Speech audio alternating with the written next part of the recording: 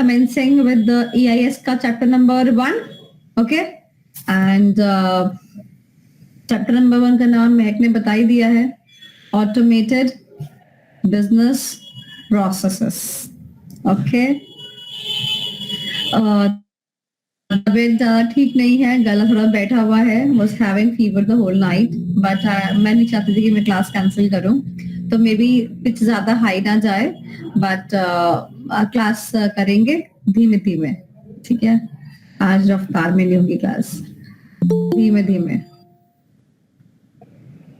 Okay guys, let us begin with chapter number 1 of EIS, and before I begin मैं आपको एक चीज बोलना चाहती हूँ कि जो ये चैप्टर है बेटा, इस चैप्टर में आपने ये ध्यान रखना है कि बहुत ही स्कोरिंग चैप्टर है, बहुत ही scoring, easy and scoring chapter. मतलब आपको पढ़ने से लगेगा भी नहीं कि ज्यादा अब आपको आईटी आपको फील हो रहा होगा, ऐसा कुछ भी नहीं लगेगा. तो सबसे पहले सबसे आसान चैप्टर जो है ना, मेरे हिसाब से चैप्टर नंबर 1 है, और अगर आप 2, 4 और 5 कर चुके हैं तो आपको और भी आसान लगेगा ये चैप्टर. ठीक है, चलो टारगेट करते हैं इस चैप्टर को. I am sharing my screen. So this is chapter number 1.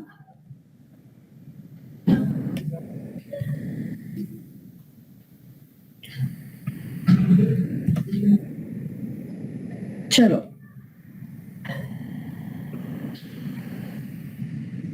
Enterprise business process.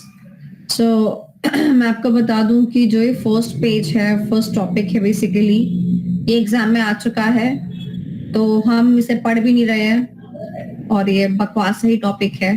ठीक है, बस इसने क्या किया है कि बिजनेस प्रोसेस जो वर्ड था यहाँ पर, इसको you know it very well, उसको उसने बताया कि बिजनेस प्रोसेस क्या होता है, उसकी कैटेगरीज कौन कौन सी हैं. तो ये मैं नहीं करा रही हूँ, अभी क्वेश्चन नहीं आएगा. यहाँ से शुरू करते हैं about the business process automation. मेरे लिए रियल टर्म्स में चैप्टर यहीं से स्टार्ट हो रहा है. सो बिजनेस प्रोसेस ऑटोमेशन, अगर मैं इसका लिटरल इंटरप्रिटेशन निकालूं तो क्या लगता है कि हम किसके बारे में बात करने जा रहे हैं? बिजनेस के प्रोसेस के ऑटोमेशन के बारे में. यानी कि अगर मैं मेरे कंपनी में, मेरे ऑर्गेनाइजेशन में जो बिजनेस है, जो प्रोसेस है काम करने के लिए चलता है, अगर मैं उसको ऑटोमेट कर दूं तो क्या बन जाएगा? Business process automation. ऑटोमेट करने का मतलब क्या है कि मैंने उसमें किसका तड़का लगा दिया? टेक्नोलॉजी का. किसका तड़का लगा दिया? टेक्नोलॉजी का. ठीक है, जैसे एग्जांपल, एक आप मेरे EIS के हैंड नोट्स कैसे कर सकते हैं? सर को फोन करके ऑर्डर प्लेस कर सकते हैं, ले सकते हैं, बट मैंने क्या किया? वेबसाइट पे सीधे लिस्ट करा दिया, आप सीधे जाके वहां पे भी खरीद सकते हैं. This is called as automation. आप कैब बुक करते हो, this is also a process of automation. ये नहीं कि बाहर जाके आप चिल्ला रहे हो मुझे वहां छोड़ दे, मुझे वहां छोड़ दे, उसके बजाय आप घर पे बैठ के अपनी उबर या ओला बुक करते और चले जाते हो. होता है ऐसा? ओके. तो क्या कंपनी जो है उसके अंदर जो बहुत सारे बिजनेस के प्रोसेस हो रहे हैं, ठीक है, क्या वो उसको ऑटोमेट नहीं कर सकता? डेफिनेटली ऑटोमेट कर सकता है. तो हमें पढ़ना है BPA, बिजनेस प्रोसेस ऑटोमेशन. कितनी बात आपको समझ आई? यस और नो, थम्स अप कर दीजिए. ओके, नाउ आपको यहाँ पर 4 चीजें दिख रही है. The very first thing is the concept. जो मैंने आपको बताया वो मैंने आपको कॉन्सेप्ट एक्सप्लेन कर दिया. इसमें आप इन दोनों में से कोई भी एक चीज को याद कर लीजिए. या तो ये याद कर लीजिए फर्स्ट हाफ, या तो ये याद कर लीजिए सेकेंड हाफ, क्योंकि जो चैप्टर है it is all about the business process automation. कहीं ना कहीं पे डेफिनेशन जो है, ये मीनिंग जो है, ये आपको कहीं ना कहीं लग ही जाएगा. तो बेटर कि आप इन दोनों में से कोई एक क्या कर ले? याद कर ले. और जब आपका कोई भी क्वेश्चन आएगा फिर आप चमका चमका के उसको लिख सकते हो. ओके, चलो. नाउ नेक्स्ट थिंग इज कि यहाँ पे मैंने आपको फ्लो चार्ट बना के दे रखा है. ठीक है, अब इस फ्लो चार्ट के जब में 4 पार्ट है: concept, objectives, benefits and implementation.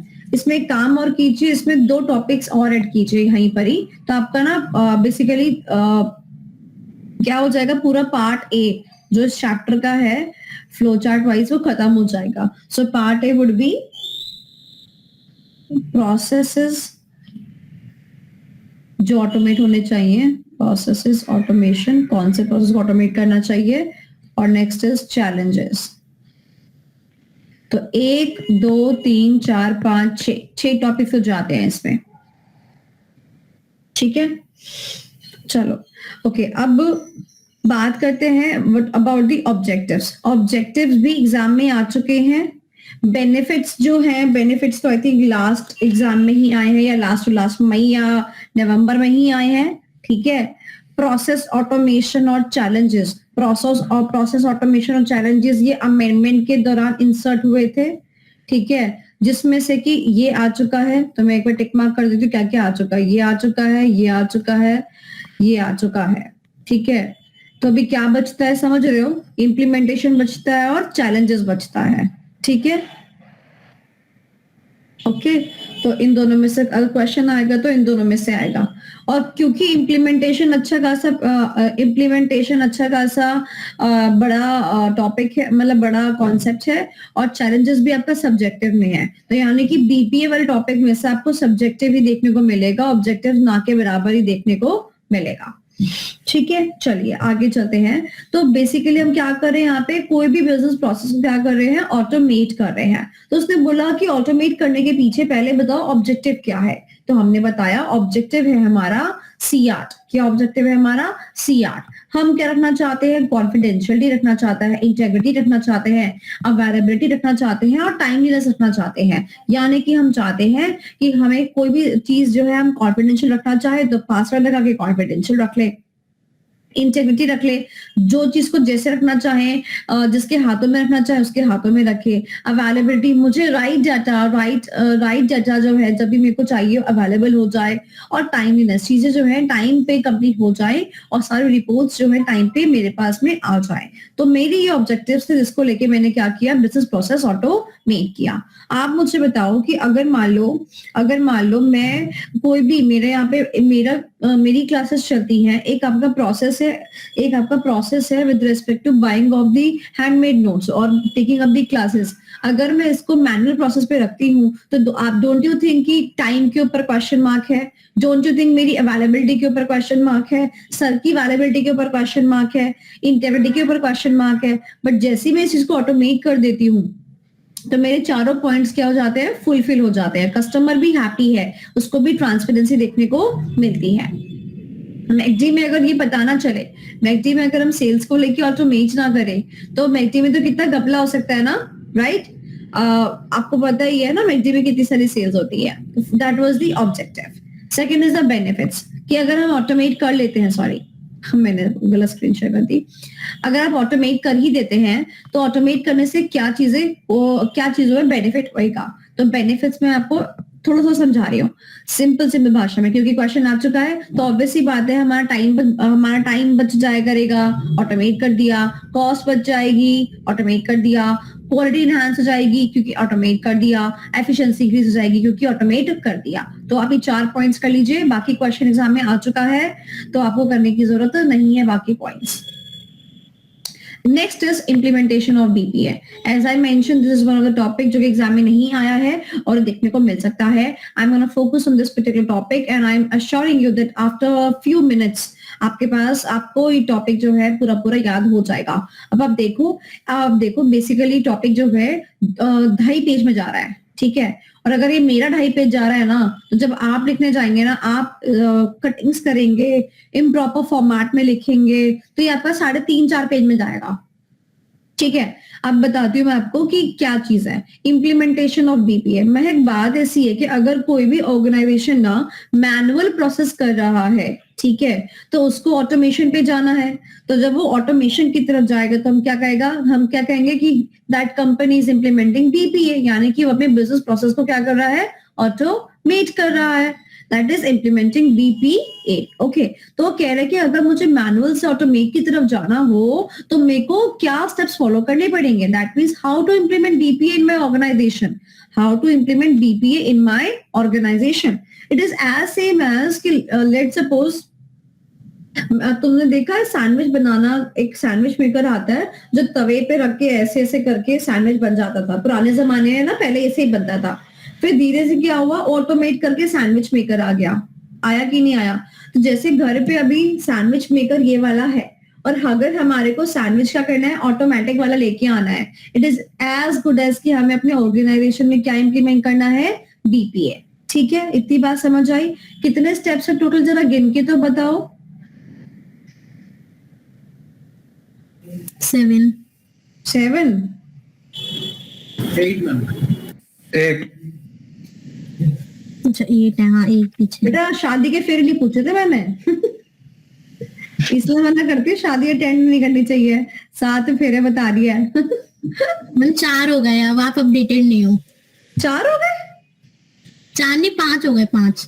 तो 4 होते, 4 4 या 5 हो गए। 4 होते हैं हम, 4 आजकल 4 होने लग गए। कार्टरी पे इंजेक्शन कम हुए थे, ये तो सुना था फेरे कम हो गए। हाँ मैम, ये फेरे तो कम मैंने- फेरे घटा दिए। नहीं हो, आप अपडेट करो। मैम वो लावा शॉर्टकट हो होते हैं, गया। वो फेरे नहीं होते, वो सरदारों के लावा होते हैं।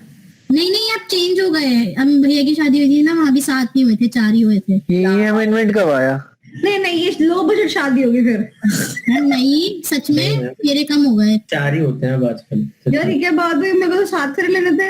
अब आप हम पहले से एक्स्ट्रा दे देना मैम पंडित को पहले से ही।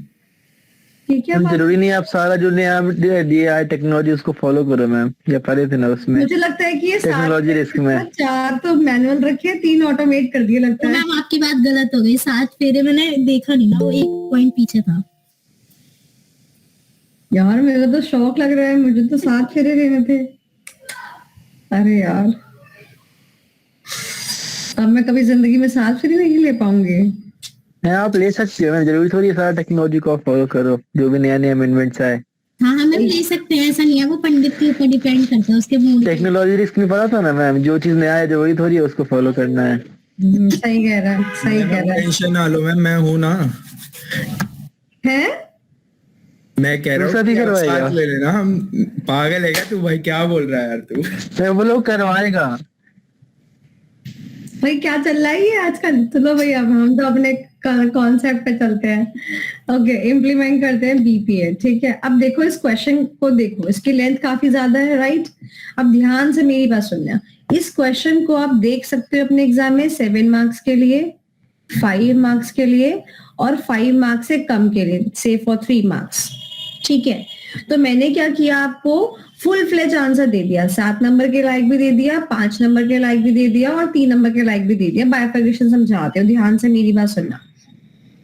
अगर 7 नंबर का आया तो पूरा पूरा लिखोगे, 3.5 पेज, आपके 3 पेज समझ लो, 3 पेज आप लिखोगे 2.5 पेज का। ठीक है, अगर 5 नंबर का आता है तो आपने क्या करना है, ये तो जो कॉलम है ना, ये वाला कॉलम, ये तो आपने हर एक में लिखना ही लिखना है। ठीक है, तो ये कॉलम के साथ आप क्या अटैच कर दोगे, ये ब्लू वाला कंटेंट ऐड कर दोगे, जितना भी सारा ब्लू वाला कंटेंट है वो सारा ऐड करोगे अगर 5 नंबर में आता है तो।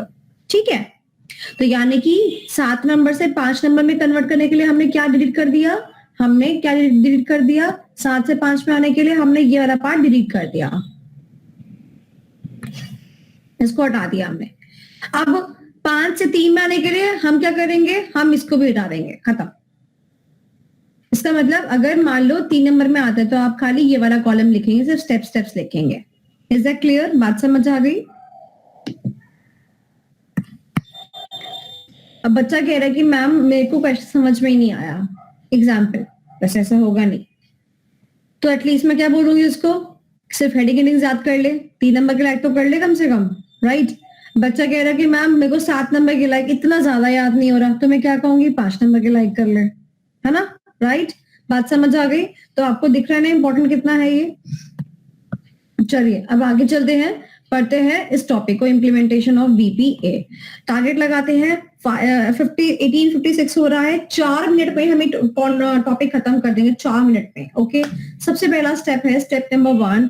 स्टेप नंबर 1 में वो कहता है भैया बता तो दो कि तुम्हें इम्प्लीमेंट करना क्यों है बीपीए, मतलब कि ऐसा क्या हो रहा है तुम्हारे मैनुअल प्रोसेस में गलतियां जो तुम बीपीए को इम्प्लीमेंट करना चाहते हो। दिवांश कह रहा है मैम एक्चुअली क्या है, जब भी मैं कोई कॉपी लेके बैठता हूँ मुझे कॉपी मिलती नहीं है, तो इसलिए मैं सोच रहा हूँ कि कॉपी के लिए एक एक्सेल में शीट बना लेता हूँ कि मेरी कॉपी का नंबर दे देता हूँ, एक्सेल में शीट बनाता हूँ, ऑटोमेट कर देता हूँ, कॉपी टाइम से मिल जाएगी। मैंने कहा ओके, सो इसका मतलब कहीं ना कहीं उसकी मैनुअल प्रोसेस में गलती हो रही है। तो स्टेप नंबर 1 कहता है कि डिफाइन तो करो कि आप बीपीए इंप्लीमेंट करना क्यों चाहते हैं, that is why you wish to go for the BPA. ठीक है भाई, बताया। ठीक है, it is as good as you are asking your parents कि मेरे को गोवा जाना है, तभी माँ बाप क्या बोलेंगे, गोवा जाके क्या उखाड़ लोगे? तो तुम बताओगे कि we are not feeling well, we are depressed, we want to shine, we want to enjoy beach, okay. फिर मम्मी पापा क्या कहेंगे, कर लो, बट जैसा हम कहेंगे वैसे ही करना है। दैट मीन्स आपको कुछ लीगल रेगुलेशंस, लॉस को कंप्लाई करना पड़ेगा। मैं तुम्हें बीच जाना अलाउ करूंगी, बट तुम वहां जाके दारू वारू नहीं पियोगे, ठीक है। सिमिलरली बीपीए कर रहे हैं, ऑर्गेनाइजेशन को बीपीए अगर करना होगा तो उसको भी क्या बोलेंगे, आपको अधरेंस करनी पड़ेगी। अधरेंस का मतलब क्या होता है, you to stick to the applicable rules and regulations. Is that clear? बात समझ आई? Yes or no? ठीक है भैया, ठीक है पापा, हम वो भी जैसा आप कहोगे वैसा हम कर लेते हैं। उसके बाद में हम बोलेंगे document the process you wish to automate. अब जो प्रोसेस आप ऑटोमेट करना चाहते हो उसको लिखित में करके दे दो कि भैया हम ये प्रोसेस जो है उसको क्या करना चाहते हैं, डॉक्यूमेंट, उसको हम ऑटोमेट करना चाहते हैं। इसकी पूरी वो बनती है, बकायदा एक रिपोर्ट बनती है कि हम इस प्रोसेस को आज करंटली मैनुअल तरीके से ऐसे करते आए हैं और हम चाहते हैं, हमारा पर्सपेक्टिव है कि हम आगे चलकर इस प्रोसेस को ऐसे ना करके इस पार्ट को ऑटोमेट करें और ऐसे ऑटोमेट करें। तो पूरी रिपोर्ट बनती है। इसकी बात समझ आई?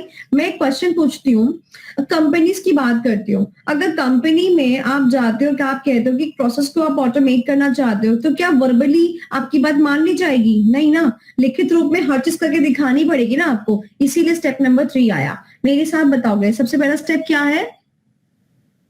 सबसे पहला स्टेप क्या है? वाई क्यों बनाना है? Why you want to implement BPA? Okay, उसके बाद क्या है? We have to follow with the legal and regulatory requirements. Law को फॉलो करेंगे। तीसरा क्या है? उसको डॉक्यूमेंट करेंगे। जिस प्रोसेस को चेंज करना उसको डॉक्यूमेंट कर लेंगे। अब डॉक्यूमेंट भी कर लिया, 3 स्टेप्स हमारे कंप्लीट हो जाते हैं। अब ध्यान से सुनो, अब ध्यान से सुनना मेरी बात।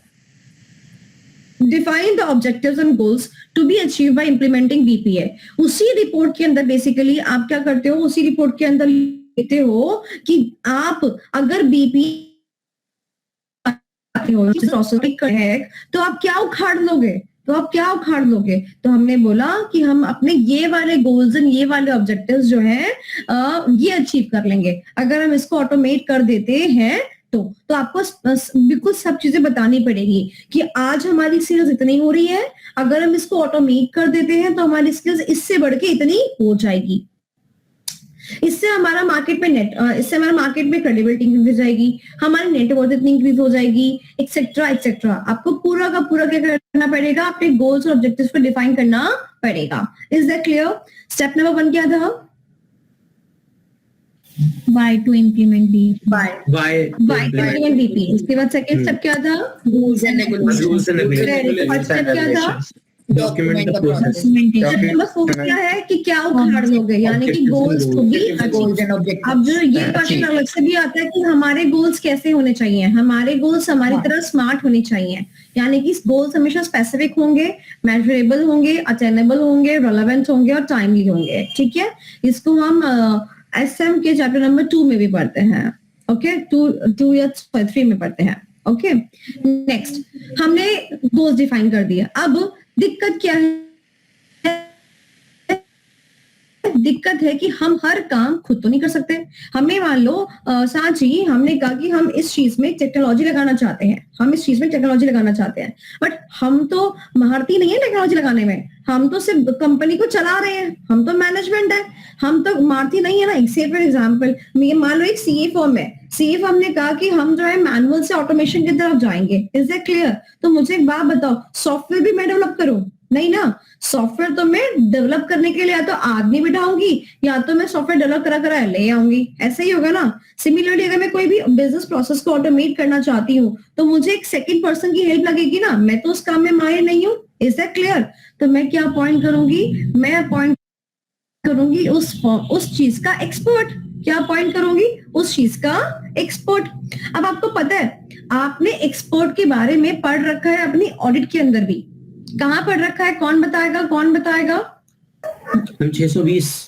ओके, आधा अधूरा आंसर और पूरा आंसर देने वाले को 11 रुपए का इनाम। Question repeat. क्वेश्चन ये है कि हमने एक्सपर्ट के बारे में ऑडिट के अंदर कौन कौन से ऐसे पे पढ़ा है? मैम मैनेजमेंट एक्सपर्ट पढ़ा है, ऐसे का नंबर बताओ। ऑडिट एविडेंस ऐसे 500। करेक्ट, बट ये आधा अधूरा आंसर था। आधा तूने दिया, आधा देवांश ने दिया। Actually, Okay. मैम 500 और 620 दोनों लगेगा। वेरी गुड, शशांक लेट हो गया बट ओके। तो हम कहते हैं एक्सपोर्ट के बारे में हम पढ़ते हैं ऑडिट के अंदर भी ऐसे, 500 के अंदर ऑडिट के और 620 के अंदर। 500 के अंदर पढ़ते हैं मैनेजमेंट एक्सपर्ट और 620 के अंदर पढ़ते हैं ऑडिटर एक्सपर्ट। क्या आप लोग को पता है ये, हाँ या ना? यस और नो? नहीं पता? सोचो, एक्सपर्ट का मतलब समझते हो, जिसको अपने उस सारे काम में एक्सपर्टीज हो। Is that clear? जैसे मुझे किस काम में एक्सपर्टीज है, थ्योरी में। बात समझ आई? तो अगर वो उस एक्सपर्ट का अपॉइंटमेंट मैनेजमेंट कर दे अपने काम को कंप्लीट करने के लिए, तो वो क्या बन गया? Management expert. कवर होता है ऐसे 500 के अंदर। अगर वही एक्सपर्ट यूज कर ले ऑडिटर, अब मान लो एक ऑडिटर को एक ऑडिट करने को मिला और उसमें उसको वैल्यूएशन लगानी है with respect to a building. अब वो वैल्यूअर तो नहीं है ना, वो वैल्यूअर तो नहीं है, जरूरी नहीं है कि उसको वैल्यूएशन की नॉलेज हो ज्यादा, तो वो क्या कर सकता है? वैल्यूअर की एक्सपर्ट जो है एक्सपर्टीज है उसका यूज कर सकता है। तो अगर ऑडिटर किसी एक्सपर्ट की हेल्प लेता है तो क्या लगता है? ऐसे 620। बात समझ आई? सिमिलरली अगर मेरी एक ऑर्गेनाइजेशन है और मैं क्या करना चाहती हूँ? ऑटोमेट करना चाहती हूँ। क्या करना चाहती हूँ? ऑटोमेट करना चाहती हूँ। तो मैं भी किसकी हेल्प ले सकती हूँ? एक्सपर्ट की हेल्प ले सकती हूँ, राइट? और उस एक्सपर्ट को मैं क्या बोलूंगी? He is my business process consultant, जो कि मुझे कंसल्टेंसी दे रहा है कि मुझे कैसे सॉफ्टवेयर को डेवलप करना चाहिए, कैसे मेरा काम बनेगा। क्या इतनी बात समझ आई? क्योंकि वो काम मैं नहीं कर सकती। आप बताओ, आप घर में कोई भी चीज करते हो, थोड़ी सी भी व्हाइट वॉश करते हो या टैप्स करके चेंज कर रहे हो, आप अपने घर का वार्डरोब चेंज कर रहे हो, आप बुलाते जब लेबर से तो बात उनसे कंसल्टेंसी लेते हो ना कि इस पर कैसे करे कैसे करे कैसे करे, बिकॉज आपका काम नहीं है ना, आप कारपेंटर नहीं है, ठीक है, राइट? आप पेंटर नहीं, आप कारपेंटर नहीं, आप लेबर कैटेगरी में फॉल नहीं करते। Is that clear? बात समझ आई? चलो ओके। तो हमने अभी तक क्या किया? सबसे पहले वाई, सबसे पहला step why Plan the BPA. why do you need to go with the BPA? Second, Define rules and regulations. Understand rules and regulations. third, documentation, Documentation. fourth, objective and golden objective, Objectives. fifth, ये पांच steps में पांचवा steps BPC है, यानी कि business process consultant, यानी कि पूरा हाथ थाम लेंगे किसका? कंसल्टेंट का, कि अब तू ही हमारे द्वार खोलेगा। ठीक है, हमने कंसल्टेंट भी क्या कर दिया? अपॉइंट कर दिया। अब आगे चलते हैं, ध्यान से मेरी बात सुनना। अब जैसे हमने बिजनेस प्रोसेस कंसल्टेंट वो किया ना, एंगेज किया ना, तो क्या होगा? अब हम आगे जब स्टेप्स करेंगे ना, तो ये बीपीसी जो है ना, ये जो इंसान है ना, ये हमारे प्रोसेस को क्या करेगा? ऑटोमेट करेगा। और जैसे ही ऑटोमेट करेगा ना, तुरंत क्या होने शुरू हो जाएंगे? खर्चे चालू होने शुरू हो जाएंगे। बोलो हाँ कि ना? इसीलिए जैसे खर्चा होगा तो हमारे को एक काम करना पड़ेगा। क्या काम करना पड़ेगा? हमें कंपनी के टॉप लेवल मैनेजमेंट के पास जाना पड़ेगा और उनको बताना पड़ेगा कि भैया बीपीसी भाई साहब ने इतना खर्चा बताया है, इतना हमारा खर्चा आएगा, ठीक है? तो that would be the cash outflows, and अगर हम ये खर्चा कर देते हैं तो हमारे को आगे जाके नेट प्रॉफिट बढ़ सकता है, that could be the cash inflows, and accordingly हमारे रिटर्न्स जो होंगे वो ऐसे रहने वाले हैं। ये काम हम किसके पास जाएंगे करने के लिए? जो जिसका कंपनी में पैसा लगा हुआ है, उसको बोलेंगे भैया देख, तेरे को हम बता रहे हैं कि कंपनी आगे जाके किस पोजीशन में रहने वाली है। अब तुम देखो, अगर कंपनी का प्रोजेक्ट का आरओआई निकालेंगे, अगर आरओआई पॉजिटिव हुआ तो हम ऑटोमेशन कर लेंगे, अगर आरओआई नेगेटिव हुआ तो हम ऑटोमेशन नहीं करेंगे। बात समझ आई? इसी उसने क्या किया? 2-3 स्टेप्स एक साथ आए। पहला स्टेप क्या आया? Calculate the ROI of the project, and ये देखो इसी में क्या लिखा है वैसे, उसने बोला कि अगर आरओआई ठीक आया तभी हम बीपीए को एक्सरसाइज करेंगे। इतनी बात समझ आई? चलो नेक्स्ट, यस कर दिया, बीपीए को डेवलप करो, यानी कि सॉफ्टवेयर को डेवलप करो, डेवलप करके उसको टेस्ट कर लो, ठीक है कि नहीं है, कोई बग्स है अगर तो उसको इम्प्रूव कर लो। बात समझ आई? हम पॉइंट नंबर 5 से करते हैं रिवाइज। फिफ्थ पे हमने बीपीसी का अपॉइंटमेंट किया था ना, सिक्स बताओ अपॉइंटमेंट करने के बाद क्या करेंगे, ROI कैलकुलेट। उसके बाद कैलकुलेट करके यस आ गया, अब यस करने के बाद क्या करेंगे, डेवलप। डेवलप करेंगे, डेवलप करने के बाद क्या करेंगे, सॉफ्टवेयर को टेस्ट करेंगे, और उसके बाद जो बग्स होंगे उसको क्लियर कर लेंगे। बस हो गया क्लियर, आसान, सारे स्टेप्स याद हो गए ना। अब इसको अच्छे से कर लेना, मैंने आपको बता दिया कि ये वाला जो क्वेश्चन है ये थोड़ा सा इंपॉर्टेंट है, ठीक है, सारे पॉइंट्स मैंने आपको याद करा दिए। अब आगे चलते हैं, आगे कहता है कि ऐसे कौन से प्रोसेस हैं जिनको कि हमें ऑटोमेट कर लेना चाहिए। तो यार देखो, ऐसे तो दुनिया जहाँ के बहुत सारे प्रोसेस हैं, हम एक एक करके प्रोसेस का नाम तो नहीं ले सकते, बट हम क्या कह सकते हैं, हम ये कह सकते हैं कि अगर आपका प्रोसेस इस टाइप का है तो आप उसको क्या कर लीजिए, ऑटोमेट कर लीजिए। अगर प्रोसेस इस टाइप का तो उसे क्या कर लीजिए, ऑटोमेट कर लीजिए। जैसे कि अगर आपका टास्क रिपीटेटिव इन नेचर है, जैसे कि मेरे को पता है कि बच्चा हर बार मेरे हैंडमेड नोट्स मांगेगा, तो मुझे हर बार हैंडमेड नोट्स देने पड़ेंगे कि ये क्या एक रिपीटिशन है, तो मैंने क्या किया, इसको ऑटोमेट कर दिया बाय प्रिंटिंग इट, राइट। अगर आपको लगता है कि आपको बहुत सारे लोग चाहिए उस टास्क को एग्जीक्यूट करने के लिए, तो वहां टेक्नोलॉजी लगा लो। अब आप फोन करते हो ना किसी को, जैसे एयरटेल में फोन किया, आपने स्विगी पे फोन किया किसी को, तो पहले मशीन बात करती है, आपने क्या किया, मल्टीपल पीपल को हटा दिया, मशीन लगा ली, ऑटोमेट कर दिया। और फिर कहीं जाके अगर आपको मशीन सेटिस्फेक्शन नहीं आता, तो वो कहते हैं एग्जीक्यूटिव से बात करने के लिए नॉट दबाइए, होता है ना। तो कहते हैं जहां ज्यादा लोग लग रहे हैं वहां पर क्या कर लीजिए, ऑटोमेशन डाल लीजिए, तो आपका खर्चा बच जाएगा। जहां पे टाइम सेंसिटिव प्रोसेस है, जैसे कि बैंक में टाइम सेंसिटिव है, एक दिन का भी इंटरेस्ट होता है पैसे का, तो ऐसे प्रोसेस को ऑटोमेट कर लीजिए। ऐसे प्रोसेस जिसमें कि कंप्लायंसेस रहती हैं उसको ऑटोमेट कर लीजिए, है ना, आपकी ताकि रिपोर्टिंग जो है टाइमली हो जाए। ऐसे प्रोसेस जिसका कि दूसरे प्रोसेस पे इंपैक्ट पड़ता है उसको ऑटोमेट कर दीजिए, ठीक है। तो ये क्वेश्चन एग्जाम में नहीं आएगा, बट मैंने आपको ऊपर ऊपर से करा दिया है। Next is challenges involve BPA, यानी कि अगर हम बीपीए इंप्लीमेंट करते हैं तो ऐसे कौन से नेगेटिव पॉइंट्स हैं जिनको कि हमें देखना पड़ेगा। तो मैंने आपको बताया कि इस पूरे बीपीए में दो टॉपिक कौन से इंपॉर्टेंट हो जाते हैं, इम्प्लीमेंटेशन और चैलेंजेस। अच्छा एक बात बताओ, आपको नहीं याद है कि हम लोग बेसिकली जब भी किसी के नेगेटिव पॉइंट करने जाते हैं हम बाल की खाल निकालते हैं, है ना, निकालते हैं बाल की खाल। अब देखो यहाँ पर भी यही होगा, बीपीए की ना बाल की खाल निकालेंगे, वो देखो कैसे निकालेंगे, नीचे से ऊपर पड़ेंगे। क्या कह रहा है, कॉस्ट, मतलब कि पिताजी आपके की टेक्नोलॉजी जो है वो आपको दे दी हुई, इम्प्लीमेंटेशन की कॉस्ट तो आएगी, बात समझ रहे हो, इम्प्लीमेंटेशन की कॉस्ट तो आएगी। उसके बाद क्या कह रहा है, उसके बाद ये कह रहा है स्टाफ रेजिस्टेंस। अब होता क्या है कि हम तो ठहरे ह्यूमन, हमारे को क्या मन करता है, जैसे हमारा काम चल रहा है वैसे ही चलता रहे। ह्यूमन नेचर क्या करता है, रेजिस्ट करता है ना, कि हमें नए पे नहीं जाना। तो वो कह रहा है कि अगर हम किसी काम को ऑटोमेट कर देंगे तो क्या होगा, शायद ही वो नए पे जाए। अब अगर मैं अपनी मम्मी को बोलूं कि ये क्या बोलते हैं आप, सेमी ऑटोमेटिक से ऑटोमेटिक पे आ जाओ, तो मम्मी वुड बी लाइक कि मुझे इतने सारे फंक्शन सीखने पड़ेंगे, I am comfortable here only, no. So that way the staff also resist.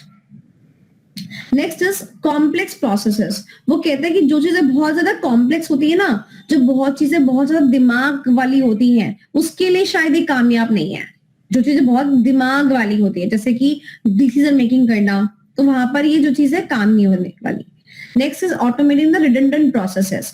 वो कहता है कि अगर आपने ऐसे प्रोसेस को ऑटोमेट कर दिया जो रिडंडेंट था, रिडंडेंट यानी कि नॉट ऑफ एनी यूज, अगर आपने ऐसे प्रोसेस को क्या कर दिया, ऑटोमेट कर दिया, तो फिर फायदा ही क्या हुआ, क्योंकि वो तो वैसे रिडंडेंट था, आपने उसमें पैसा लगाया, उसको क्या कर दिया, ऑटोमेट कर दिया। तो कई बार हम रिडंडेंट प्रोसेस को ऑटोमेट करते हैं जिसका कोई भी वैल्यू नहीं होता है। इसको याद करने का निमोनिक क्या है Shivam? AIDS. I am giving you 1 minute. Mnemonic के अकॉर्डिंग चारों हेडिंग्स याद कर लीजिए, मैं किसी से भी पूछ सकती हूँ, and penalty provisions would be applicable.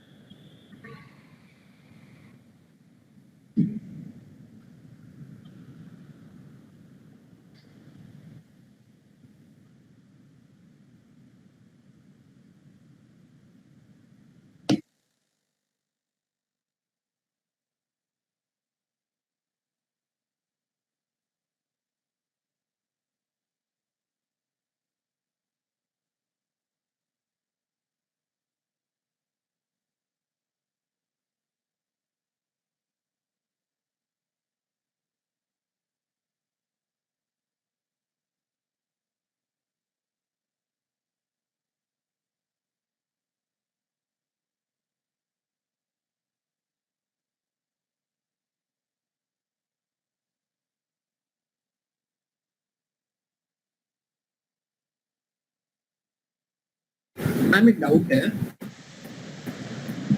हाँ मैम, ऑटोमेशन का काम ही होता है ना कि कॉम्प्लेक्स प्रोसेस को इजीली स्मूथ बनाना, तो वो फिर चैलेंज भी हो गया, उसके बेनिफिट भी, दोनों सेम चीज कैसे हो सकते हैं? हाँ, यही तो बात है मैम। सोनाली मैम से पढ़ाई करो तो बच्चा नेगेटिव भी तो बोलता है कि सोनाली मैम पैसे चार्ज करती है। That is the same way. मैंने कहा ना, बाल की खाल निकालने वाली बात है। Right. It is so obvious. Any person who is giving you the services is going to charge for the service, right? तो बट वही बाल की खाल निकालने वाला है। अदनान, ओके, आंखें बंद करो और चारों पॉइंट सुनाओ। Automating redundant process and एक सेकंड मैम, याद आ रहा है। ऑटोमेटिंग रिडंडेंट प्रोसेस, इसकी इम्प्लीमेंटेशन कॉस्ट, डी से आपका, एस से स्टाफ रेजिस्टेंस, और डी से defining complex process. Okay, Shweta, आंखों पे हाथ। Automated redundant process, different complex processes और implementation cost. ठीक, ओके गाइस, चलो अब आगे चलते हैं। अब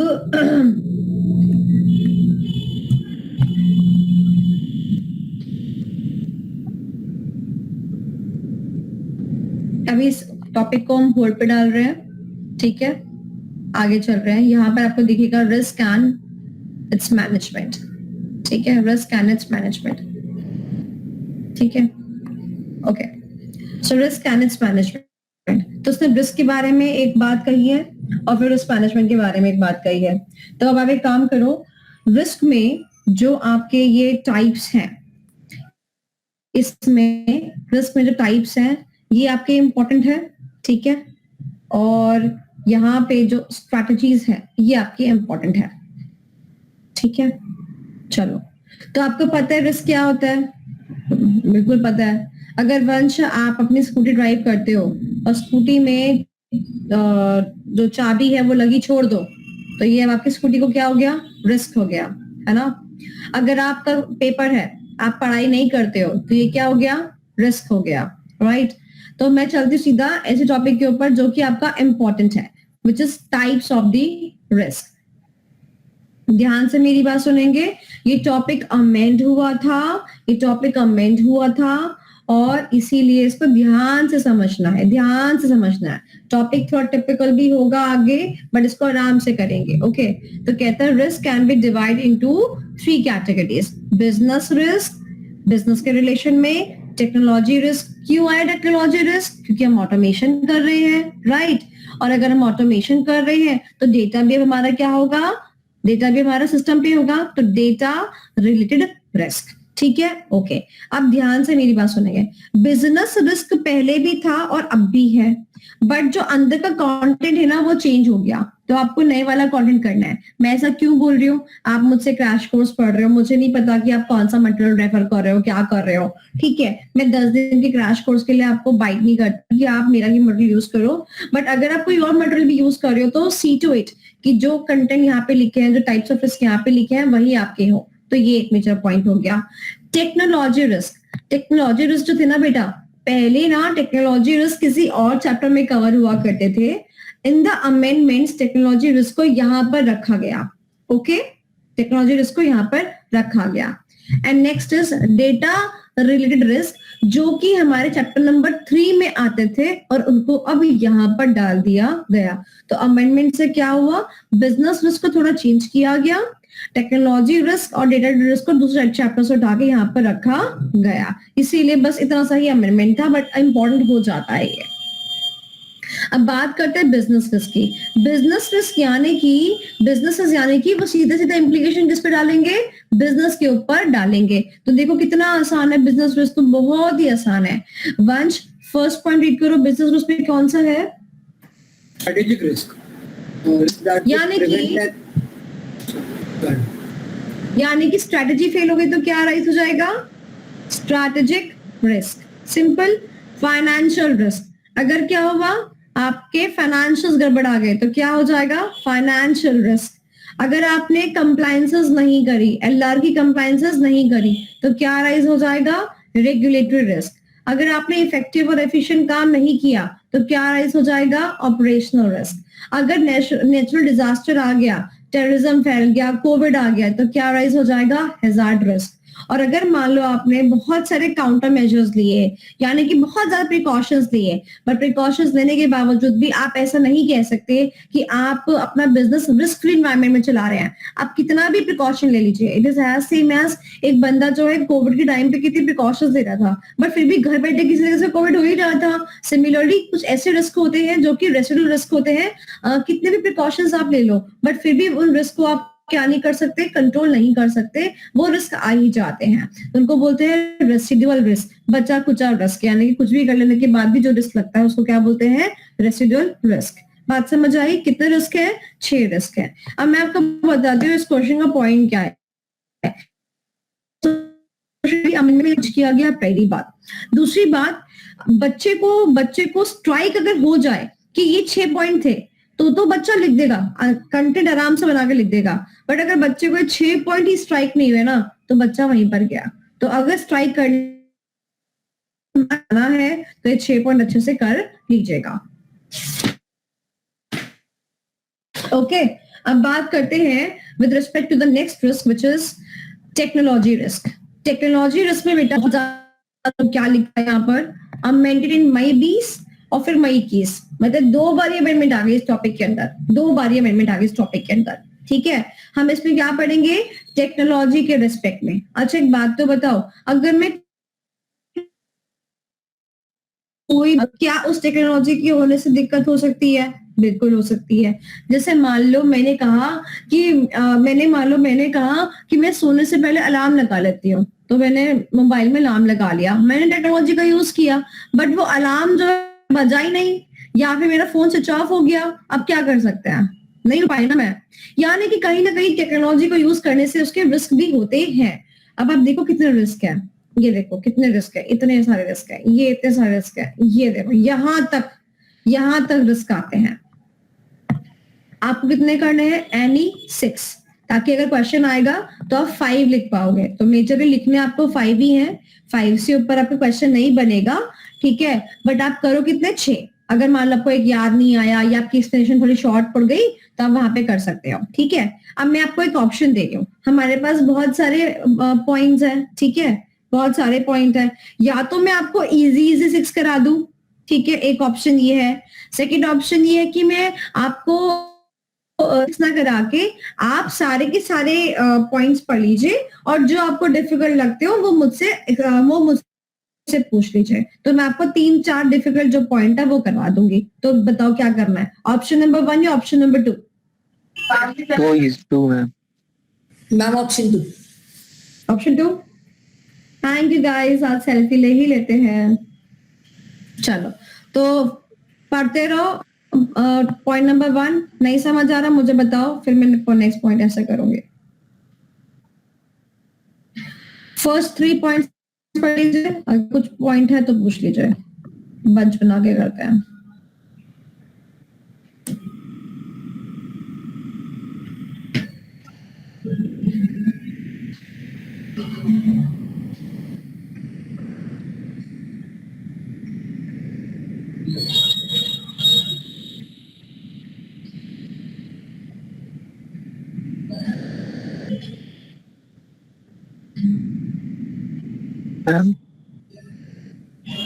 हम लोग रिस्क पढ़ रहे हैं, दोबारा बोल। ये रिस्क हम लोग किसका पढ़ रहे हैं मैम, ये तो ईआरपी का रिस्क पढ़ रहे हैं ना, टेक्नोलॉजी ये टोटल मतलब ओवरऑल अंदर टेक्नोलॉजी लगा रहे हैं। तो अगर हम बिजनेस का टेक्नोलॉजी लगाएंगे तो क्या आएगा, रिस्क आएगा। अब एग्जांपल में बैंक का ले सकती हूँ, बैंक में एक प्रोसेस है। ठीक है, क्या लगाने का, टेक्नोलॉजी लगाने का कि हमने सीबीएस सॉफ्टवेयर लगा दिया, बट जब भी आप जाओ एसबीआई के पास तो वो क्या कहता है, सर्वर डाउन है। तो पहला पॉइंट यही आ गया। तो ऐसे करके हर एक टाइप के बिजनेस में कोई भी प्रोसेस हो सकता है। उसने एक बिजनेस को टारगेट नहीं किया, उसने सारे बिजनेस को के रेस्पेक्ट में बात करी है। फर्स्ट 3 पॉइंट्स हो गए आपके, आगे चलते हैं नेक्स्ट 2 पॉइंट्स। नेक्स्ट 2 पॉइंट्स इसमें आपकी हेडिंग मेन है, अंदर का कंटेंट आप बना के लिख सकते हो। मैंने आपको कंटेंट का हिंट दे रखा है, उससे आप सेंटेंस फ्रेम करके अपना आंसर लिख सकते हो। एलआर यानी कि legal and regulatory framework. 4th point समझ नहीं आया मैं। पॉइंट बता। हाँ मैम, फोर्थ पॉइंट बता दो। 4th point is different types of controls for different types of technology। अच्छा एक बात मुझे बताओ कि अगर आप टेक्नोलॉजी में वैरायटी यूज करते हो तो सबको कंट्रोल करने के तरीके भी तो अलग होते हैं। जैसे कि मान लो अगर आप क्लाउड कंप्यूटिंग यूज करते हो, वो भी ऑटोमेशन की तरफ जाना हुआ, और आप क्लाउड कंप्यूटिंग की जगह आप आर्टिफिशियल इंटेलिजेंस यूज करते हो, तो वो भी सबके कंट्रोल्स होते हैं, अलग अलग होते हैं। तो कह रहे बहुत सारी टेक्नोलॉजीज हैं और सबके अलग अलग तरीके के कंट्रोल्स हैं।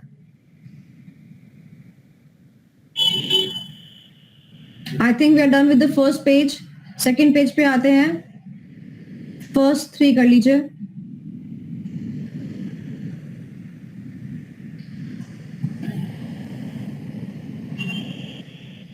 हम इसका सेकंड वाला समझा दीजिए। वेंडर कौन होता है देवांश? मैम जिससे हमने वो सॉफ्टवेयर जो है वो लिया है। Very good example. मैंने अपने यहाँ पर ना मैं बैंक को मैंने सीवीएस सॉफ्टवेयर परचेज किया, या मैं कोई मैं कोई चार्टर्ड अकाउंटेंट की फर्म हूँ, मैंने टैली का सॉफ्टवेयर यूज किया, मैंने कोई भी सॉफ्टवेयर परचेज किया। तो अब वो कह रहे हैं कि मेरे को, मैं जिससे सॉफ्टवेयर खरीद रही हूँ वो कौन है? मेरा वेंडर। तो कहते हैं वेंडर के रिलेशन में भी रिस्क है। क्या रिस्क है? जैसे औरतों को दिक्कत होती है। जैसे मान लो अगर औरत को देके जाओ शॉपिंग के लिए और बोलो कि ये दो दिन दुकानें, इनसे काम कर चला लो, तो कहेंगे बस 2 ही दुकानें हैं, हाय मैं तो कैसे शॉपिंग करूंगी। और अगर उनको लेके जाओ पूरे भरे बाजार में जहाँ 10-12 दुकानें हो, तब भी वो मत्थे पीटेंगी, ओ माय गॉड मुझे तो कुछ समझ ही नहीं आ रहा। सिमिलर काम जो हो रहा है बिजनेस प्रोसेस भी हो रहा है। अगर वेंडर सिंगल है तब भी रिस्क है। क्यों? क्योंकि वो अपनी चलाएगा, मोनोपोली क्रिएट करेगा, आपके अकॉर्डिंग वो आपको सॉफ्टवेयर को ओरिएंट करके नहीं देगा। बट अगर आपके पास बहुत सारे वेंडर्स होंगे तो आप उनकी तरह कंफ्यूज हो जाओगे कि कौन सा सॉफ्टवेयर लगाओ और कौन सा सॉफ्टवेयर नहीं लगाओ। Okay, so we are done with the first 3, then next 2।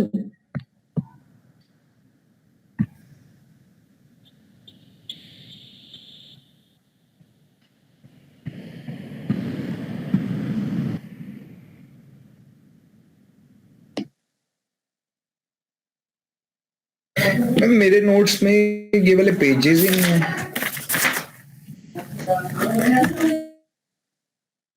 ये तो पता नहीं किससे फोटो स्टेट करवाए हैं किसी ने।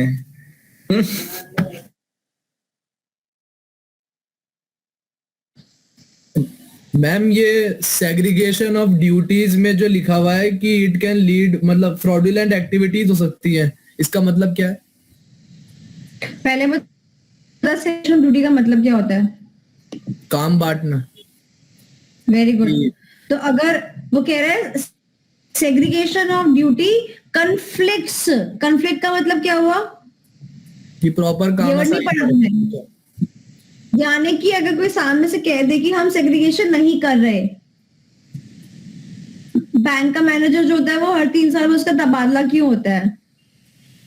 ठीक है। अब वो कह रहा है कि मैं जो हूँ मैं सेग्रीगेशन ड्यूटी में बिलीव ही नहीं करता। अगर बिलीव नहीं करेगा तो क्या हो जाएगा?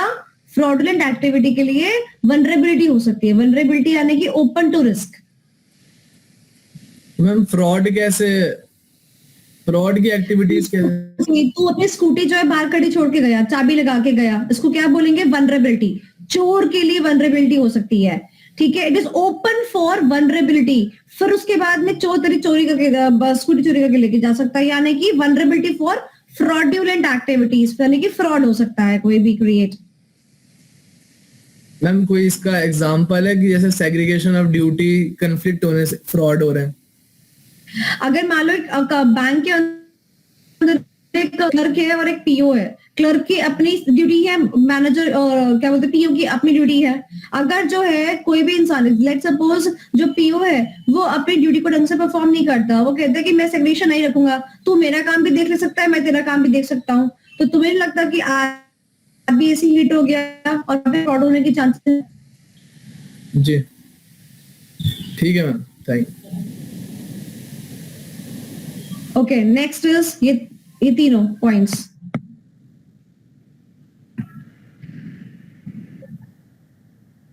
पॉइंट्स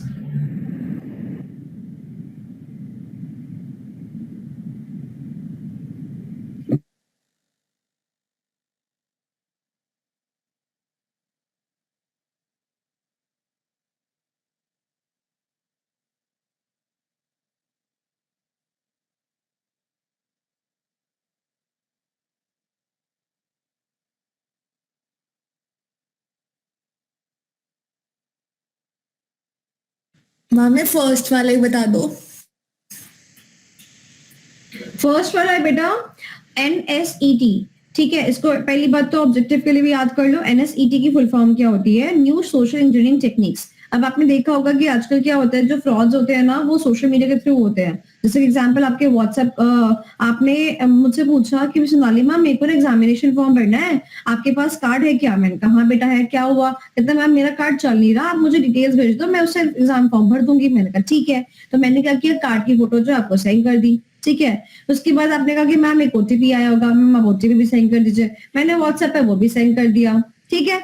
मैंने कोड भी सेंड कर दिया, कार्ड भी सेंड कर दिया, OTP भी सेंड कर दिया। अब उस व्हाट्सएप के ऊपर ना उस व्हाट्सएप के प्लेटफॉर्म के उधर हैकर्स बैठे होंगे, लॉजिकल एक्सेस वॉइटर्स बैठे होंगे, वो अपनी निगाहें गड़ा के बैठे होंगे कि कब कोई ऐसा बंदा बेवकूफी करे, हम कुछ कांड करें। तो उस बंदे को मेरा कार्ड मिल गया, उसको मेरा CV भी मिल गया, और उसको बेसिकली OTP मिल गया। तो मैंने लगता है कि वो बहुत कुछ कर सकता है।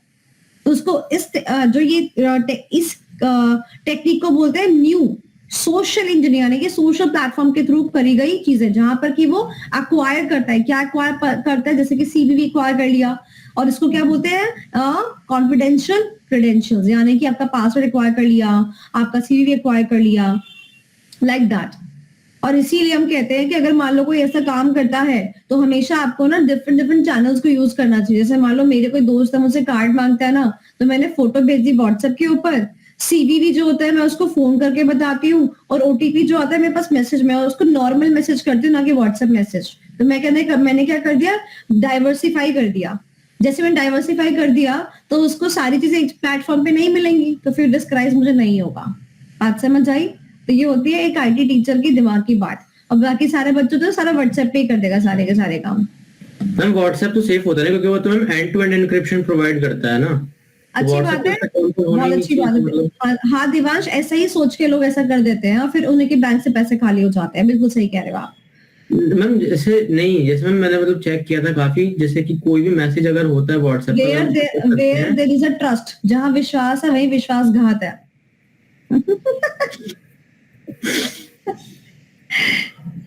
Okay, I think we are done. No points.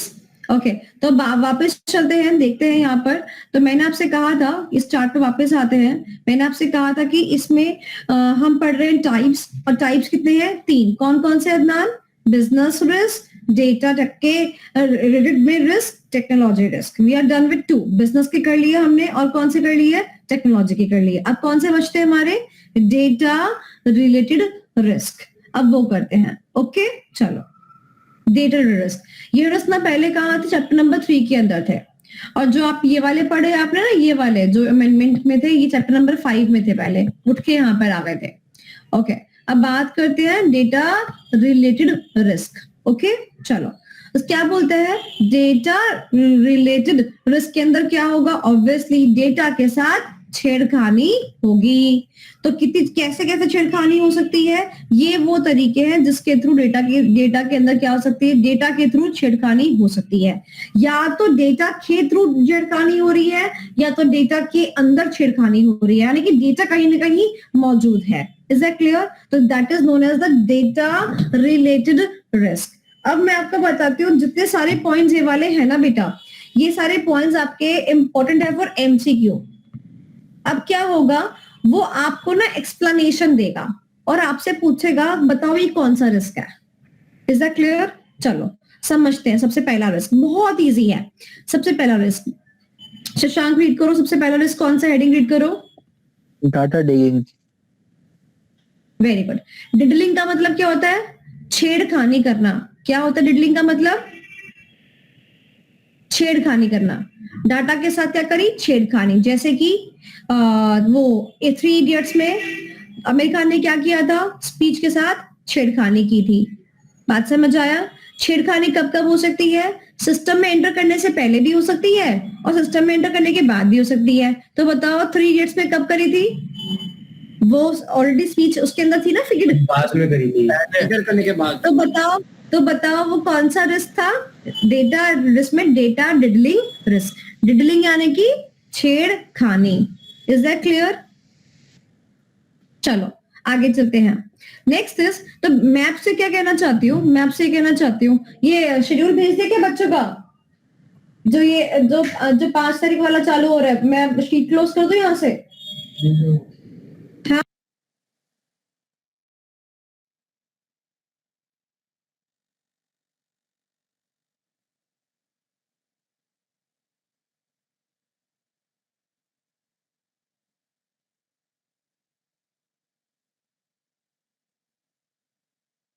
Okay हाँ जी, तो मैं आपसे ये कह रही हूँ बेटा कि आप ना एक्सप्लेनेशन को देखकर हिट करना सीखिए कि कौन से टाइप का रिस्क है मेजरली। क्योंकि मैं आपको बताती हूँ टॉपिक थोड़ा टेक्निकल है। अगर ये टॉपिक राइटिंग में आता है यानी कि सब्जेक्टिव में आता है, ठीक है, तो स्ट्रेट फॉरवर्ड क्वेश्चन आएगा। वो क्या कहेगा, explain any 5 data related risk. ये तो नॉर्मल सा क्वेश्चन हो गया। बट उसमें तो हो सकता है शायद आपके पास चॉइस भी आ जाए, कुछ आ भी जाए, बट एमसीक्यू में आपके पास चॉइस नहीं होगा, आपको एक टिक मार्क करना ही पड़ेगा। अगर आप समझोगे, एग्जाम्पल देती रहूंगी, तो पक्का सही वाला हिट हो जाएगा। तो 1 नंबर के लिए इसको इंपॉर्टेंट मार्क करेंगे इस वाले टॉपिक को। अब बात करते हैं next risk which is bomb. अब दिवाली जो होती है उसमें बम पटाखे फूटते ही हैं। बताओ क्या नाम है अदनान, बम कैसे लगाते हैं, किसी के घर बम कैसे लगाते हैं? मान लो ये बम है, ठीक है, इसको कैसे किसी के घर जाके सामने लगाते हैं बताओ? जाते हैं उसके घर के सामने और जिससे मतलब वो कर लेनी होती है, क्या लेनी होती है, जो हमसे पूरे जिंदगी हमसे बदला लेना चाहते हैं, हम उससे बदला लेने के लिए उसके घर के सामने बम लगा देते हैं ऐसे करके, और फिर क्या करते हैं, माचिस की डिब्बी लेके आते हैं और उसे बम को फूंक देते हैं, ठीक है, इसे कहते हैं बम।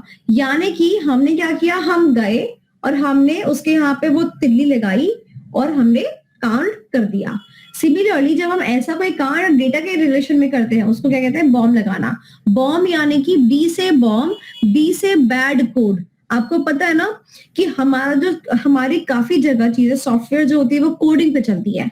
तो हाँ, अगर आप कोड के साथ छेड़खानी कर दो, अगर आप कोड में बैड कोड डाल दो, what is a bad code, which is not a good code, which is not the authentic code. तो अगर आपने बैड कोड डाल दिया, वो भी कैसे, डेलिबरेटली। वंश डेलिबरेटली का मतलब क्या होता है, जानबूझकर।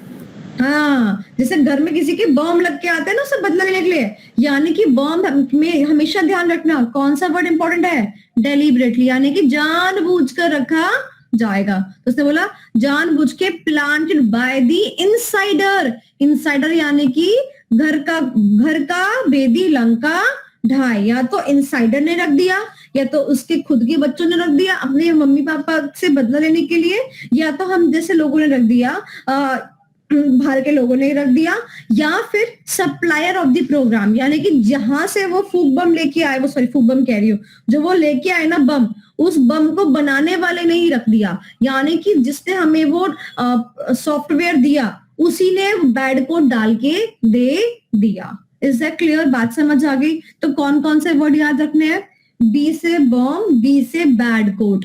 दूसरा कौन सा वर्ड याद रखना है, डेलिबरेटली। डेलिबरेटली का मतलब क्या होता है, जानबूझ के। समझ में आ रहा है कि नहीं आ रहा समझ में? आज मेरी एनर्जी डाउन है, तो तुम लोगों की भी डाउन ही लग रही है एनर्जी मेरे को। अब आगे चलते हैं। Next is Christmas card. Christmas card, Christmas के टाइम पे पहले जमाने में एक दूसरे को ना कार्ड भेजा करते थे, ठीक है, ग्रीटिंग कार्ड्स। आपके जमाने में तो आपने नहीं भेजे होंगे ग्रीटिंग कार्ड्स, भेजे हैं कभी? भेजे हैं कभी ग्रीटिंग कार्ड्स? शशांक ने भेजे हैं, ओके। तो क्या हुआ, सुनना ध्यान से मेरी बात। तो क्या हुआ, पुराने जमाने में क्या हुआ, क्रिसमस का टाइम था, ठीक है, मेल पे लोग एक दूसरे को ग्रीटिंग्स भेज रहे थे, यानी कि क्रिसमस का एक कार्ड बना के भेज रहे थे। उसमें पता है क्या था, मैं आपको आसान भाषा में समझा रही हूँ, बिकॉज पूरा नहीं समझा सकती। एक ना बेसिकली लिंक था, ठीक है। इस लिंक को क्लिक करने पे क्या हो रहा था, एक क्रिसमस ट्री बन रहा था। क्या बन रहा था? एक क्रिसमस ट्री ड्रॉ हो रहा था। क्रिसमस ट्री ड्रॉ करने की कोशिश करते हैं। ऐसे करके क्रिसमस ट्री ड्रॉ हो रहा था, ठीक है। और आपको पता है, जैसे ही आपने उस लिंक पे क्लिक किया और क्रिसमस ट्री बनना चालू हुआ, बस अब तो बेटा खत्म, अब हो गया, मन गया आपका क्रिसमस। जैसे हमारे यहाँ पे दिवाली बहुत पॉपुलर फेस्टिवल है, आपको पता होगा कि विदेशों में क्रिसमस जो होता है वो ज्यादा सेलिब्रेट किया जाता है। तो इसी टाइम पे हिट हुआ था। जैसे ही आपने क्लिक किया, क्रिसमस ट्री बनना चालू हुआ और वैसे ही बस आपका सिस्टम क्या हो गया, हैंग हो गया। जो काम आप कर रहे थे वो खत्म हो गया, आप सेव नहीं कर सकते, सिस्टम को शट डाउन नहीं कर सकते, फाइल को क्लोज नहीं कर सकते। आपने भी फोन भी कभी कभी देखा होगा ना, हैंग हो जाता है, तो वो ऐसा हैंग हुआ। उसके बाद क्या हुआ, जैसे सिस्टम हैंग होता, आपको नहीं लगता कि जो भी काम आप कर रहे हो उसका तो लॉस हो गया? यस और नो? तो ये भी एक गलत चीज है, डेटा के रिलेशन में रिस्क आ गया कि नहीं आ गया? उसको बोलते थे क्रिसमस कार्ड। क्या बोलते थे? Christmas card. आईबीएम कंपनी में ऐसा हुआ था, इसको याद रखेंगे। किस कंपनी में हुआ था ये? आईबीएम कंपनी में हुआ था, ठीक है, इसको याद रखेंगे। चलो अब आगे बात करते हैं वर्म यानी कि कीड़ा। समझते हो कि नहीं समझते हो? कीड़ा। अब ध्यान से मेरी बात सुनना। जैसे आपको पता है बारिश के दिनों में पता नहीं कीड़े कैसे आ जाते हैं, और फिर कीड़े आते हैं तो कीड़े इतने सारे कैसे आ जाते हैं, उन्हें मल्टीप्लाई कैसे उनकी मल्टीप्लिकेशन का हमें समझ में नहीं आता। सिमिलरली ध्यान से मेरी बात सुनना, जो हमने अभी पढ़ा उसमें एक कार्ड का जनरेशन हुआ, ठीक है, एक लिंक का जनरेशन हुआ। या फिर इससे पहले हमने पढ़ा बॉम्ब, जिसमें कि बॉम्ब जो है जानबूझकर सांची वहां पे इम्प्लांट किया गया। बट मैं ये कहती हूँ कि जैसे कोविड नहीं है, कोविड का पता ही नहीं कि किस वजह से कोविड हुआ, बट फिर भी ये फैलता चला गया। तो कोविड की तरह ही एक बीमारी थी वर्म, जो कि सिस्टम में लगती चली गई, और जो सिस्टम में कनेक्टेड थे, जैसे कि एक सिस्टम लैंड से 10 सिस्टम से कनेक्टेड होगा, उसको लग गया। फिर उसने किसी को मेल भेज दी, जिसने उसको मेल भेजी उसको भी लग गया। यानी कि नेटवर्क वाले जो जितने भी लोग थे, चाहे वायरलेस नेटवर्क हो चाहे ही वायरल नेटवर्क हो, सब में ये अपना को क्या करता चला गया, उसने फैलाता चला गया। उसको क्या बोलते हैं? वर्म। तो वर्म में याद क्या रखोगे? कोविड। क्या याद रखोगे? कोविड। यानी कि इसका कोई सोर्स मालूम नहीं पड़ता। Is that clear? याद रहेगा? बताओ, अगर वर्ड आया डेलिबरेटली, जानबूझकर, तो कौन सा आ सकता है? Very good. अगर मैं बोलूं कि आईबीएम में कौन सा रिस्क हुआ था?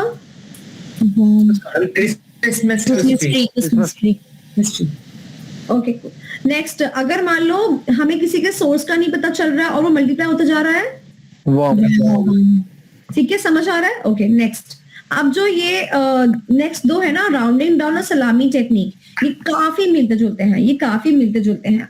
ध्यान से मेरी बात सुनना। आप अगर अपनी बैंक की स्टेटमेंट देखते हो ना, तो बैंक के स्टेटमेंट में ना कुछ डेबिट्स होते हैं, बहुत ही नॉमिनल वैल्यू के होते हैं। जैसे कि मान लो मेरे बैंक से अगर 5 रुपए कट भी जाए, मेरे बैंक से अगर 10 रुपए कट भी जाए, तो क्या मुझे फर्क पड़ेगा? नहीं, मैं तो अपना बैंक स्टेटमेंट चेक भी नहीं करूंगी। तो क्या होता है, इसी बात का फायदा उठा के जो ये दो चीजें हैं ना, ये 2 चीजें हैपन हो रही हैं। First one is a rounding down and another one is a सलामी टेक्निक। ध्यान से मेरी बात सुनिएगा, एग्जाम में अगर एमसीक्यू आता है तो आपको ये दोनों ऑप्शन वहां दिखेंगे और आपको टिक मार्क करना पड़ेगा, ठीक है। सबसे पहले मुझे बताओ, आपको राउंडिंग ऑफ समझ आता है? राउंडिंग ऑफ क्या होता है? हाँ, तो मेरे पास में मान लो एक पॉइंट है, एग्जाम्पल पॉइंट इज 5 वैल्यू है 5.25।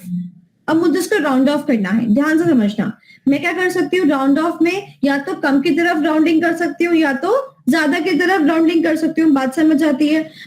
अगर मैंने उसको कम की तरफ राउंड ऑफ किया तो क्या बनेगा? 5। ज्यादा की तरफ किया तो क्या बनेगा? 6। क्या इतनी बात समझ आती है? तो जब ज्यादा की तरफ किया तो उसको क्या बोलूंगी? Rounding up. और जब कम की तरफ करूंगी इसको क्या बोलूंगी? Rounding down. इतनी बात समझ आई? ओके, अब आप मुझे बताओ, अगर मैं ध्यान से सोच समझ के जवाब देना, ठीक है। चलो देखते हैं कि यहाँ पे किसके पास दिमाग है। और ये जो दिमाग है वो पैसों के रिलेशन में लगाना है आपने, ठीक है। लेट्स सपोज कि आपके बैंक अकाउंट में रखे हुए थे, 1,50,000 रुपए, 1,50,000 रुपए, ठीक है। और मैं कह रही हूं कि मैंने राउंडिंग टेक्निक लगाकर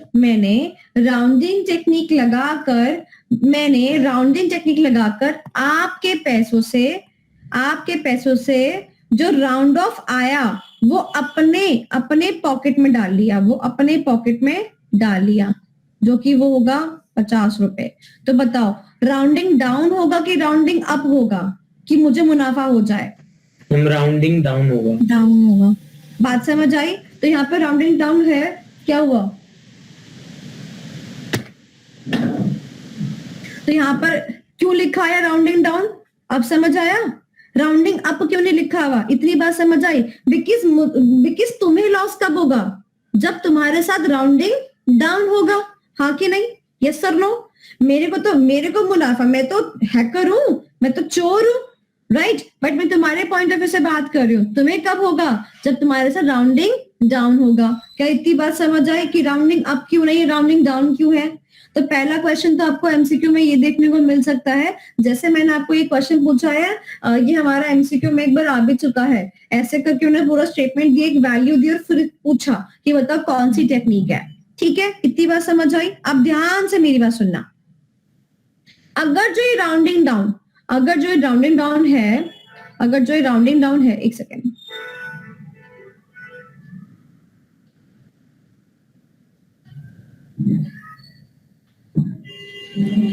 अगर जो राउंडिंग डाउन है ये लार्ज फ्रैक्शंस में किया जाए, यानी कि ज्यादा अमाउंट का राउंडिंग डाउन कर दिया जाए, तो क्या होगा? पता चलना चालू हो जाएगा। इसीलिए तो क्या कैसे करते हैं, छोटी छोटी अमाउंट का राउंडिंग डाउन करते हैं, ठीक है? तो स्मॉल फ्रैक्शन समझ में आ गया। अब next thing that is to be very much taken into consideration. अगर मैं हर बार किसी के बैंक अकाउंट से कुछ पैसा डेबिट करती हूँ, राउंड ऑफ करती हूँ, और वो पैसा डेबिट करके अपने अकाउंट में करती हूँ, और वो अमाउंट अगर क्या है, फिक्स है,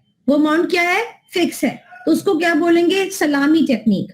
अगर वो अमाउंट फिक्स नहीं है उसको क्या बोलेंगे? Rounding down technique. से फॉर एग्जाम्पल मैंने आपको अभी 1,050 रुपए की वैल्यू बोली, ठीक है? आपने मुझे क्या बोला कि मैम राउंड ऑफ करके 50 रुपए मेरे हो गए। अगली बार कोई वैल्यू आया दैट इज इक्वल टू 2,100 रुपए, 3,60,000 रुपए। तो आपने कहा कि मैं तो कभी 60 रुपए लूंगा, कभी 100 रुपए दूंगा। अमाउंट फिक्स है क्या? अमाउंट फिक्स नहीं है। अगर अमाउंट फिक्स नहीं है तो ये क्या चला जाएगा? राउंडिंग डाउन में। बट अगर मैं कर रही हूँ कि मैंने दिवांश का खाता पकड़ लिया, जो भी ट्रांजैक्शन होगी उस ट्रांजैक्शन, हर एक ट्रांजैक्शन से 5 रुपए मैं अपने पॉकेट में रख लूंगी, हर ट्रांजैक्शन से, चाहे कितने रुपए की ट्रांजैक्शन हुई। अगर 50 रुपए की ट्रांजैक्शन भी हुई ना, तो उसमें से 5 रुपए मेरे खाते में, फिर 2,000 की ट्रांजैक्शन हुई, फिर 5 रुपए मेरे खाते में, 1,00,000 की ट्रांजैक्शन हुई, फिर 5 रुपए मेरे खाते में। तो अगर वैल्यू क्या है? फिक्स है, तो वो क्या माना जाएगा? सलामी टेक्निक। अगर वो वैल्यू फिक्स नहीं है तो क्या माना जाएगा? Rounding down. फिर हम उसको राउंड ऑफ कर रहे हैं वैल्यू को। क्या इतनी बात समझ आई? यस और नो? तो ये एग्जाम में आप कर लोगे, सलामी टेक्निक एंड राउंडिंग डाउन, ठीक है? राउंडिंग डाउन याद रखना, राउंडिंग अप नहीं है, वो यहीं पे आपको कंफ्यूज करेगा। मैंने आपको जो करवाया वो करवाया मनी के फॉर्म में, बट मैं आपको सच्ची में बताऊं, ये होता है पैसे के फॉर्म में। हम मनी को मतलब जो होलसम मनी है, 1 रुपया 2 रुपया, उसको फिर भी नोटिस कर ले, बट पैसे को तो कभी नोटिस ही नहीं करते हैं। तो बेसिकली जो ये चीजें होती है ना, सलामी टेक्निक और राउंडिंग डाउन, ये पैसों के टर्म्स में होती हैं। और आप अपने आप को खुद एनालाइज कर लो, क्या आप पैसों पे मतलब रखते हो? आपके अकाउंट में कितना रुपया है वो सोच सकते हो, बट कितना पैसा पड़ा है ना वो आपको नहीं पता होगा। तो ये दोनों टेक्निक चलती है ना, रियल लाइफ वो पैसों पे चलती है, ठीक है? पैसा और रुपया समझ में आता है ना? ओके चलो, तो अगला चलते हैं, ट्रैप डोर्स और स्पूफिंग। इसको छोड़ दीजिए, ये आपको करना नहीं है। इसको ये आ चुका है, स्पूफिंग आ चुका है, ट्रैप डोर भी ऑलमोस्ट आ ही चुका है, तो ये दोनों अब नहीं आएंगे। तो हमने कर लिया ऑलमोस्ट, ये सारे हमने कर लिए। लास्ट बचा है आपका एसिंक्रोनस अटैक्स। अब जो बेटा लास्ट वाला है ना, एसिंक्रोनस अटैक्स, इस पे आपको अलग से 5 मार्क्स का क्वेश्चन सब्जेक्टिव आ सकता है। 5 मार्क्स का क्वेश्चन, 4 to 5 मार्क्स सब्जेक्टिव आ सकता है, ठीक है। तो आपको पूरा बताना पड़ेगा। डेटा के रिलेटेड में रिस्क होते हैं, बहुत सारे होते हैं, डिडलिंग बॉम्ब, क्रिसमस कार्ड बॉम्ब, ये वो। उसी में से एक रिस्क कौन सा होता है? एसिंक्रोनस अटैक्स होता है। और अब एसिंक्रोनस अटैक्स को हम ऐसे से बात कर सकते हैं। तो ये पूरा एक पेज जो है बेटा ये रहा आपके सामने, और आपको ये पूरा पेज लिख के आना होगा। क्या इतनी बात समझ आई? यस और नो? होल्ड करें, 2 मिनट पॉज करें अगर ज्यादा हो रहा है तो।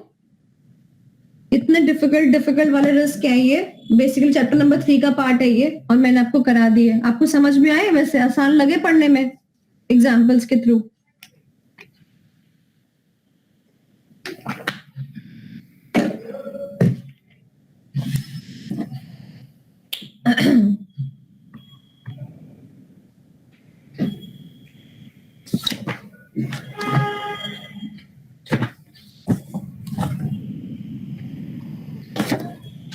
इसके बाद जो एक टॉपिक कराऊंगी वो इजी वाला करा दूंगी, ताकि जो तुम्हारा बैलेंस आउट हो जाए।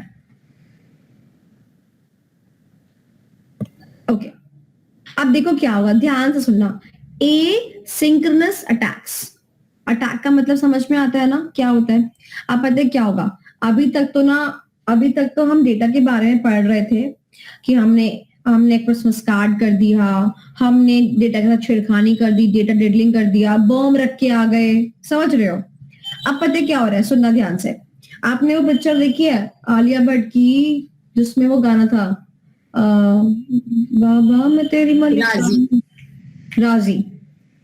राजी में उसको सिखाया गया है सिर्फ करके पंच कर करके आपको कोडिंग हमारे को डालना है ना।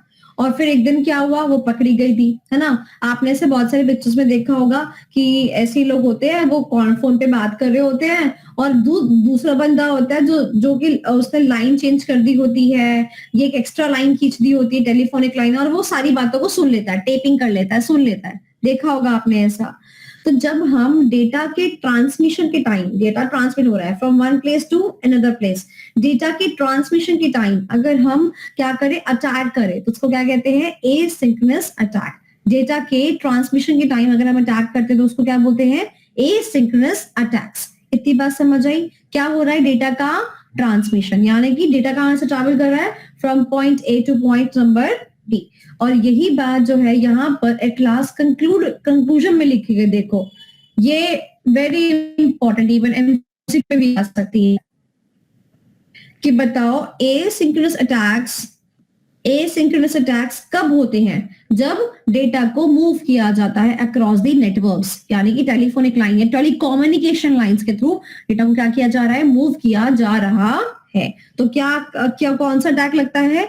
Asynchronous attack. अब देखो टाइप्स ऑफ अटैक आपको बता रहा है कि क्या क्या कर सकते हैं, ठीक है। ध्यान से सुनना। सबसे पहला डेटा लीकेज। आपने पिक्चर में देखा है, वो जो फोन होता है ना, वो ड्राइंग रूम में भी रखा होता है, और उससे फोन पे बात चल रही होती है। किसी का फोन आया, ड्राइंग रूम में औरत बैठी हुई है, फोन पे बात कर रही है, और उसकी लाइन जो है वो टेप करके सीआईडी वाला सुन रहा है कि अच्छा हाँ ये उसका वहां पे पहुंची थी, अच्छा सारी बातों को क्या कर रहा है? ये सारी बातों को सुन रहा है, और उसे पता नहीं है, जो बंदी बात कर रही है फोन पे, उसको पता नहीं है कि उसका डेटा जो हो रहा है वो लीक हो रहा है।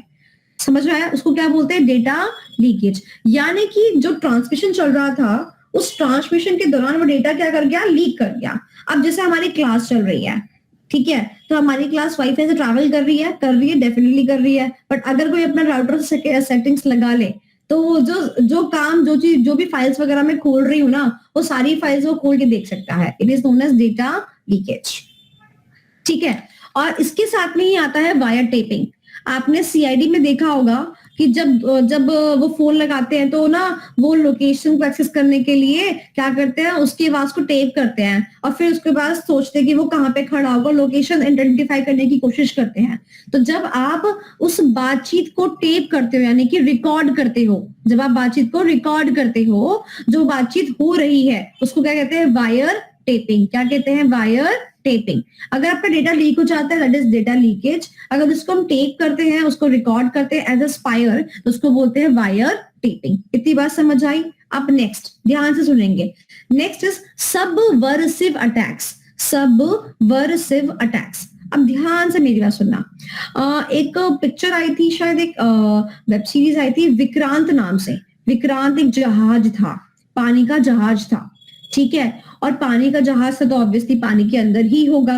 तो लड़ाई चल रही थी इंडिया की किसी और कंट्री के साथ में। तो क्या होता है, जब जहाज पानी के अंदर होता है ना, तो वो तब भी वो क्या करता है, कम्युनिकेट करता है, जो लोग ऊपर बैठे हैं उनसे कम्युनिकेट करता है, और जहाज की चलने की अपनी डायरेक्शन होती है, आगे वो क्या करेगा क्या नहीं करेगा इसके बारे में सारी चीजें कम्युनिकेट होती है, एक कम्युनिकेशन स्टैब्लिश होता है। बट आपको पता है, अगर आप उस पिक्चर को देखोगे, अगर आप उस वेब सीरीज को देखोगे, तो आपको मालूम पड़ेगा कि जहाज जब चल रहा होता है उसकी अपनी कम्युनिकेशन क्या कर जाती है, दूसरे जहाज को पता चल जाती है कि इतने रेडियस के अंदर कोई दूसरा जहाज भी है, और जो जो सिग्नल जहाज ए को मिल रहे होते हैं ना, वो उस रेडियस में खड़ा होकर जहाज बी भी ले लेता है। ओके, इसको बोलते हैं सबवर्सिव अटैक। उसको क्या बोलते हैं, सबवर्सिव अटैक। जैसे कि मैं आपको सिंपल भाषा में अगर समझाऊं, अगर आप रिलेट कर पाए, तो जब मैं छोटी थी ना, तो डिश एंटीना नया नया आया था, तो हम क्या करते थे, एंटीना से ना वो चैनल कैच होता था, तो हम भी अपना एंटीना उस तरफ घुमा देते थे, और फिर हमारे पास भी वो चैनल जो है, हमारे पास डीडी नेशनल हुआ करता था, फिर वही चैनल हमारे पास भी रिफ्लेक्ट होके आ जाया करता था, यानी कि हम उसको उस रेडियस पे लेके जाया करते थे कि इंफॉर्मेशन कम्युनिकेशन हमारे साथ भी हो जाए। उसको बोलते हैं सबवर्सिव अटैक करना।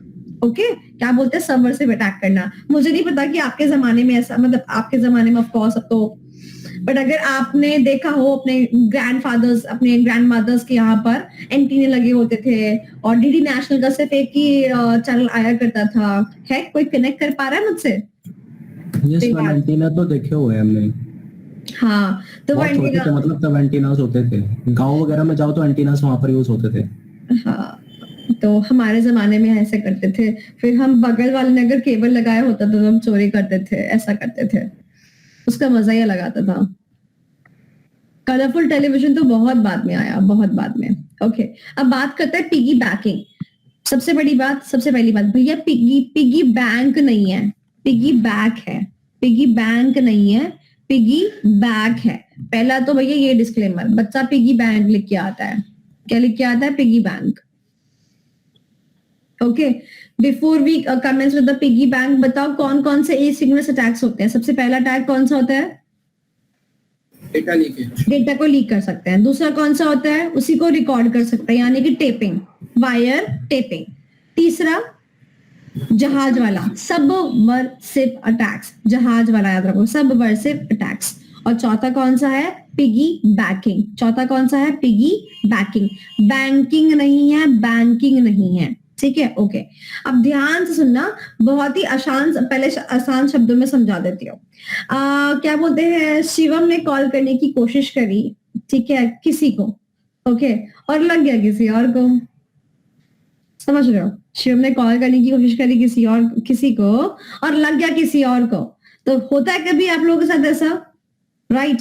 तो अगर आप ए को कॉल करना चाह रहे हैं, अगर आप ए को कॉल करना चाह रहे हैं और आपको ए की जगह कौन मिल जाए, कोई सी मिल जाए, तो इसका मतलब कहीं ना कहीं इंटरसेप्शन हुई है, नेटवर्क में छेड़खानी हुई है, कोई ना कोई दिक्कत हुई है, तभी तो सी को कॉल लग गया। अदरवाइज डायल तो आपने ए का नंबर ही किया था। सिमिलरली डेटा भी क्या कर रहा था, सोचो, डेटा भी ना फ्लो कर रहा था, बी से ए की तरफ जा रहा था, ठीक है। बट क्या हुआ, कहीं ना कहीं प्रॉब्लम आ गई और डेटा ए की तरफ जाने की बजाय सी की तरफ चला गया। उसको बोलते हैं पिगी बैकिंग। क्या कहते हैं, पिगी बैकिंग। क्या इतनी बात समझ आई, यस और नो? अब मुझसे ये मत पूछना कि मैम ये होता कैसे है, क्योंकि अगर मैं आपको ये बता दूंगी तो फिर आपको ना क्या बोलते हैं, उसी का कोर्स करके वही करना चालू कर दोगे, सीए परे में रखोगे। बस इतना समझो आप, बस, ठीक है। मुझे आपको ना हैकर नहीं बनाना है, मुझे आपको सिर्फ कंटेंट समझाना है। तो बताओ चार कौन कौन से एसिंक्रोनस अटैक्स है, ये भी आ सकता है एमसीक्यू में कि चार कौन कौन से एसिंक्रोनस अटैक्स है। पहला कौन सा, डेटा लीकेज, फिर उसकी रिकॉर्डिंग, वायर टेपिंग, जहाज, subversive attack, piggy banking. Okay, so we are done with the risk, types of risk. अब बताओ आगे पढ़ाओ या छोड़ दूं, आगे पढ़ाओ कि छोड़ दूं? मुंह तो सबके बने पड़े हैं, एक दिन में डाउन हो जाऊं। ब्रेक या क्लास ही ऐसे बोल रहे हैं? नहीं, मैं टॉपिक की बात कर रही हूँ, क्लास में ब्रेक तो नहीं मिलेगा, टॉपिक की बात कर रही हूँ। देखो हमने इसका फर्स्ट चार्ट किया है which is in relation to risk, ठीक है। अब हमारा सेकंड चार्ट है अबाउट द रिस्क मैनेजमेंट। अब मैंने आपको बताया कि इसमें क्या इंपॉर्टेंट है, स्ट्रैटेजीज, राइट। तो जो इसका पार्ट है इंट्रोडक्शन वाला, उसमें उसको आपको खुद करना है, दो वर्ड का इंट्रोडक्शन है, 2 लाइनों आपको खुद करनी है। टर्म्स के रिस्पेक्ट में एमसीक्यू आ सकता है, बट टर्म्स बहुत आसान है, आप खुद करेंगे, मैं नहीं कराऊंगी, आपका होमवर्क होगा। रिस्क मैनेजमेंट स्ट्रेटजीज मैं करा देती हूँ अभी की अभी, फिर टॉपिक खत्म हो जाएगा। और रिस्क मैनेजमेंट स्ट्रेटजीज आसान है, एक बार एग्जाम में वैसे आ भी चुकी है, बट दोबारा आने के चांसेस हैं। टॉपिक ऐसा है कि दोबारा भी आ सकती हैं, इसमें अगेन अमेंडमेंट हुई थी। ओके, तो यहाँ पर आते हैं, बात करते हैं रिस्क मैनेजमेंट स्ट्रेटजीज। क्या ये स्ट्रेटजीज आपको देखी देखी लग रही हैं? बिल्कुल देखी देखी लग रही होंगी। यानी कि जो रिस्क है उसको मैनेज कैसे करेंगे, जो रिस्क है उसको मैनेज कैसे करेंगे, ये अमेंड हुई थी मई 22 के अंदर। चलिए पढ़ते हैं। T to the power 4, risk को मैनेज करने के 4 तरीके हैं। पहला है रिस्क को एक्सेप्ट कर लो, टॉलरेट द रिस्क। लोगों ने कहा तुम सीए करोगे, तुम्हें पता है सीए कितना रिस्क है? अरे हम धुरंधर है, we are accepting the risk, कर जाएंगे। इसको क्या बोलते हैं? रिस्क को क्या करना? टॉलरेट करना। क्या करना? टॉलरेट करना, यानी कि accept the risk. Is that clear? बात समझ आई? ये क्या हो गया?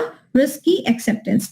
सेकेंड इज रिस्क को एलिमिनेट कर देना। एलिमिनेट का मतलब क्या होता है? रिस्क को खत्म कर देना। जैसे कि आपको नहीं लगता कि आपके मरने पे एक रिस्क है? क्या रिस्क है? क्या रिस्क है मरने पर? मैं एक तो पन्ने पलट रही है, कतई इसको मन नहीं कर रहा पढ़ने का। और किसका मन नहीं कर रहा पढ़ने का? जरा हाथ खड़े करना। मुझे टॉपिक नहीं मिल रहा मॉड्यूल में, ढूंढ रही हूँ मैं उसको। तूने हैंडमेड नोट्स ही खरीद रखे? क्या करेगी? मैं तूने रेगुलर कोर्स भी नहीं लिया, क्रैश कोर्स लिया, उसके बाद भी हैंडमेड नोट्स भी नहीं लिए, क्या करेगी? खुद बना अपने नोट्स पढ़ना। बड़ी दिक्कत है भाई ना, कुछ भी समझ में नहीं आ रहा। नहीं ऐसा नहीं है, सब कुछ समझ में आया अभी तक, मतलब सारे टॉपिक मिल गए, यही वाला भी। ये टॉपिक कर लो, ये टॉपिक मैं शायद हो सकता है तुम्हें इसलिए नहीं मिल रहा हो क्योंकि अमेंडमेंट में आया था, तो क्या पता तुम्हारा मॉड्यूल ओल्ड हो, मुझे बाकी पता नहीं। समझ में आ रहा है कि नहीं आ रहा है? बताओ। टॉलरेट का मतलब क्या हुआ? रिस्क को एक्सेप्ट करना। तो शशांक, अगर तुमने शादी करी किसी से तो तुमने क्या किया? रिस्क को एक्सेप्ट किया ना। अब जीवन तो यापन करना ही है, हाँ कि ना? शादी का लड्डू खा के ही आगे बढ़ते हैं। इसको क्या कहते हैं? रिस्क को एक्सेप्ट करना। अब शादी ही नहीं करी, क्या कर दिया? रिस्क को एलिमिनेट। क्या कर दिया? रिस्क को एलिमिनेट। अरे क्या लड़ाई झगड़ा, तुम क्या डाइवोर्स की बातें करोगे? हम शादी नहीं कर रहे, हम सीए ही नहीं कर रहे, बात ही खत्म। Eliminate the risk. बात समझ आई? बात समझ आई? बट क्या आपको लगता है कोई बिजनेस कभी भी अपने रिस्क को पूरी तरीके से एलिमिनेट कर सकता है? कभी भी नहीं कर सकता, कभी भी नहीं कर सकता। मैं तो कहती हूँ कि अगर आपने सीए करनी छोड़ दी, कुछ और तो करोगे, जो करोगे फिर उसमें रिस्क है, तो रिस्क तो हमेशा रहेगा, right? Next is share the risk. Share the risk, जो कि आप मेरे साथ कर रहे हो। अब आपको सी में पढ़ाई करने का रिस्क है कि पता नहीं आपकी पढ़ाई ढंग से होगी कि नहीं होगी, आप पास होंगे कि नहीं होंगे, तो आपने क्या किया? कोचिंग क्लास ज्वाइन करी। इसको क्या किया आपने? अपने रिस्क को क्या किया? शेयर किया कि कल को अगर हम पास नहीं हुए तो कम से कम मैडम के मत्थे तो मार देंगे कम से कम। क्या किया आपने? रिस्क को शेयर किया, है ना? माँ आपको कहेंगे कि मैडम हमारी ऐसी थी, क्लास नहीं देती थी, हमें ज्यादा पढ़ाती थी, हमें ऐसा करती थी। क्या किया तुमने? शेयर किया। ओके, ठीक है। चलो, अब शशांक ने शादी कर ली। शशांक की शादी अगर होती है तो उसके बाद में अब जो बच्चे हैं वो जिम्मेदारी सबकी बन जाती है, तो जो रिस्क है वो सबका बन जाता है। कल को अगर बच्चा बिगड़ गया तो खाली शशांक की जिम्मेदारी नहीं है ना, वो जिम्मेदारी सबकी हो जाती है, उसकी बीवी की भी जिम्मेदारी हो जाती है ना, कि भाई जो बच्चा है वो क्यों बिगड़ गया, बीवी ने ऐसा कर दिया, बीवी ने वैसा कर दिया, एक्सेट्रा एक्सेट्रा। बात समझ आई? 3 पॉइंट समझ में आ गए? Is that clear? पहला कौन सा है? टॉलरेट कर लो, एक्सेप्ट कर लो। दूसरा कौन सा है? एलिमिनेट कर लो। और तीसरा क्या है? शेयर कर लो। और चौथा क्या है, मिटिगेट कर लो। मिटिगेट करने का मतलब होता है कंट्रोल्स लगा देना, फैक्टर्स लगा देना। जैसे कि एग्जांपल, ध्यान से मेरी बात सुनना। मैं माल खरीदने के लिए जाती हूँ, मेरे को सप्लायर ए माल नहीं देता। मैंने कहा क्यों माल नहीं दे रहा? कह रहा मैम आपने इतने टाइम से मेरे पैसे नहीं दिए। तो मैंने कहा भाड़ में जा, मेरे पास क्या और सप्लायर नहीं है, मैं दूसरे के पास चली जाऊंगी। इसको क्या बोलते हैं? इसको बोलते हैं मिटिगेट करना। यानी कि आपने क्या कर दिया, उस चीज का आपके पास सब्स्टिट्यूट है तो आप वो रन कर रहे हो, दैट इज अ मिटिगेशन। और बताती हूँ, कंट्रोल्स लगा देना। आपने कहा कि बच्चा बिगड़ तो गया ही है, बट अब बच्चे पे कंट्रोल्स लगाएंगे, उसको भी क्या बोलते हैं, मिटिगेट करना। और आप मुझे बता सकते हो कि मिटिगेट जो वर्ड होता है वो आपने ऑडिट के अंदर पढ़ा होता है। बताओ कौन से ऐसे के अंदर आपने मिटिगेट पढ़ा होता है?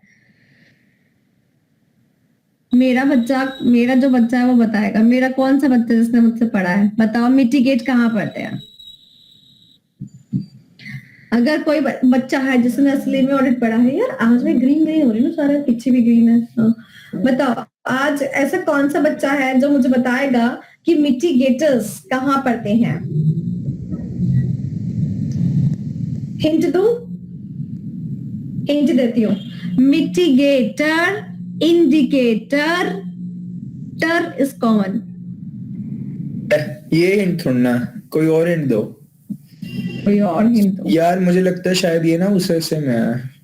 नहीं, मैं ऐसे 315 में है क्या? नहीं, ये शायद सेकंड चैप्टर में, शायद नहीं। रिस्क को मिटिगेट कर। Indicator, mitigator. Mitigate the risk.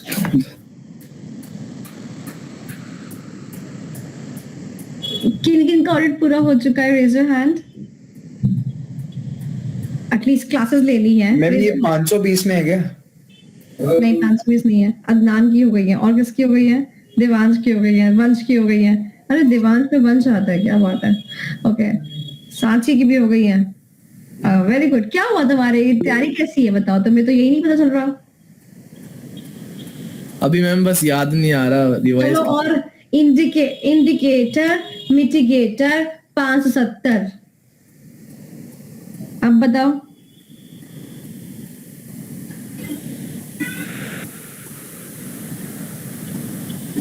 पाँच 570 किसका है? मैम गोइंग कंसर्न है मैम, उसमें कहाँ पे उसमें मिटिगेट? याद आ गया मिटिगेट। कहाँ से पढ़े हो? इंडिकेटर उसमें रहता है, कौन सा गोइंग कर्सर को हिट कर रहा है, याद आ गया। हाँ राइट, इंडिकेटर्स। अच्छा हाँ ma'am, financial indicators, operating indicators आ गए। हो गया। Financial indicators, operating indicators and other indicators, है ना। और हम कहते हैं कि अगर ऑडिटर को ये इंडिकेटर्स नजर आते हैं बट उसके रिस्पेक्ट में कोई मिटिगेटर्स भी नजर आते हैं तो हम फिर उसको ऑडिट रिपोर्ट में मेंशन नहीं करते। जैसे कि एग्जांपल, कंपनी को लेट्स सपोज कोई फाइनेंशियल इंडिकेटर के रेस्पेक्ट में, ऑपरेटिंग इंडिकेटर के रेस्पेक्ट में कोई भी चीज आई, जैसे मैंने आपको अभी बताया कि मैं सप्लायर के पास गई, उसने मुझे माल देने से मना कर दिया। मेरी कंपनी के वर्कर्स अभी वर्क नहीं कर रहे, कह रहे कि नहीं हमारी मांगे पूरी करो, ठीक है, ये चल रहा है कंपनी के अंदर। तो वर्कर्स क्या कर रहे हैं, हमारी मांगे पूरी करो कर रहे हैं, ठीक है। अब ऑडिटर अपने यहाँ पे देखेगा कि भैया इंडिकेशन आ रही है पूरी, कंपनी के वर्कर तो काम कर नहीं रहे, मुझे तो ऑडिट रिपोर्ट में देखना पड़ेगा। उसके बाद दूसरी एक रिपोर्ट मेरे सामने लेके आ जाता है कंपनी का मैनेजमेंट, कहता है कि मैम हमारी मांगे पूरी करो चल रहा था पर हमने पूरी कर दी, वापस वर्कर काम पे लग गए। तो जब इंडिकेटर के मिटिगेटर मिल जाता है, यानी कि जो दिक्कत है उसका मिटिगेशन हो जाता है, तो हम फिर इस बात को क्यों लिखिए, उस बात की वजह से रिपोर्ट को मॉडिफाई क्यों करें, तो वो बात गोइंग कंसर्न को हिट नहीं करेगी। बट अगर ऑडिटर के रेस्पेक्ट में वो जो वर्कर्स थे अभी भी करते रहते हैं हमारी मांगे पूरी करो, तो फिर पक्का दिखता। तो लगता है तुम्हारा हाथ तंग है। किसी को अगर ये बातें न्यू लग रही है ना तो तुम्हारे को दोबारा से पढ़ना पड़ेगा, बिकॉज क्वेश्चन ऐसे ही आते हैं। चलो, सो 5 ऐसे याद कराते हो वैसे बच्चों को। 570 इंडिकेटर, मिटिगेटर, यानी कि 3 चीज साथ में आती है। ओके, सो हाँ, मैं तो अपने टॉपिक को भूल गई, मैं कहाँ थी भाई। मिटिगेट स्ट्रेटजीज वाले पे। मिटिगेट यानी कि ट्रीटिंग द स्ट्रेटजीज, यानी कि कंट्रोल्स लगाना, उस चीज को मिटिगेट कर देना। तो ये आपका क्वेश्चन है, ये आ सकता है एमसीक्यू में भी आ सकता है क्वेश्चन, ये आपको रिवाइज करना है, ठीक है। तो we are done with the risk and the risk management. हाँ जी, अब आप मुझे बताओ कि मैं आपको आगे पढ़ा दूं और कुछ आसान पढ़ा दूं या भारी हो गया है?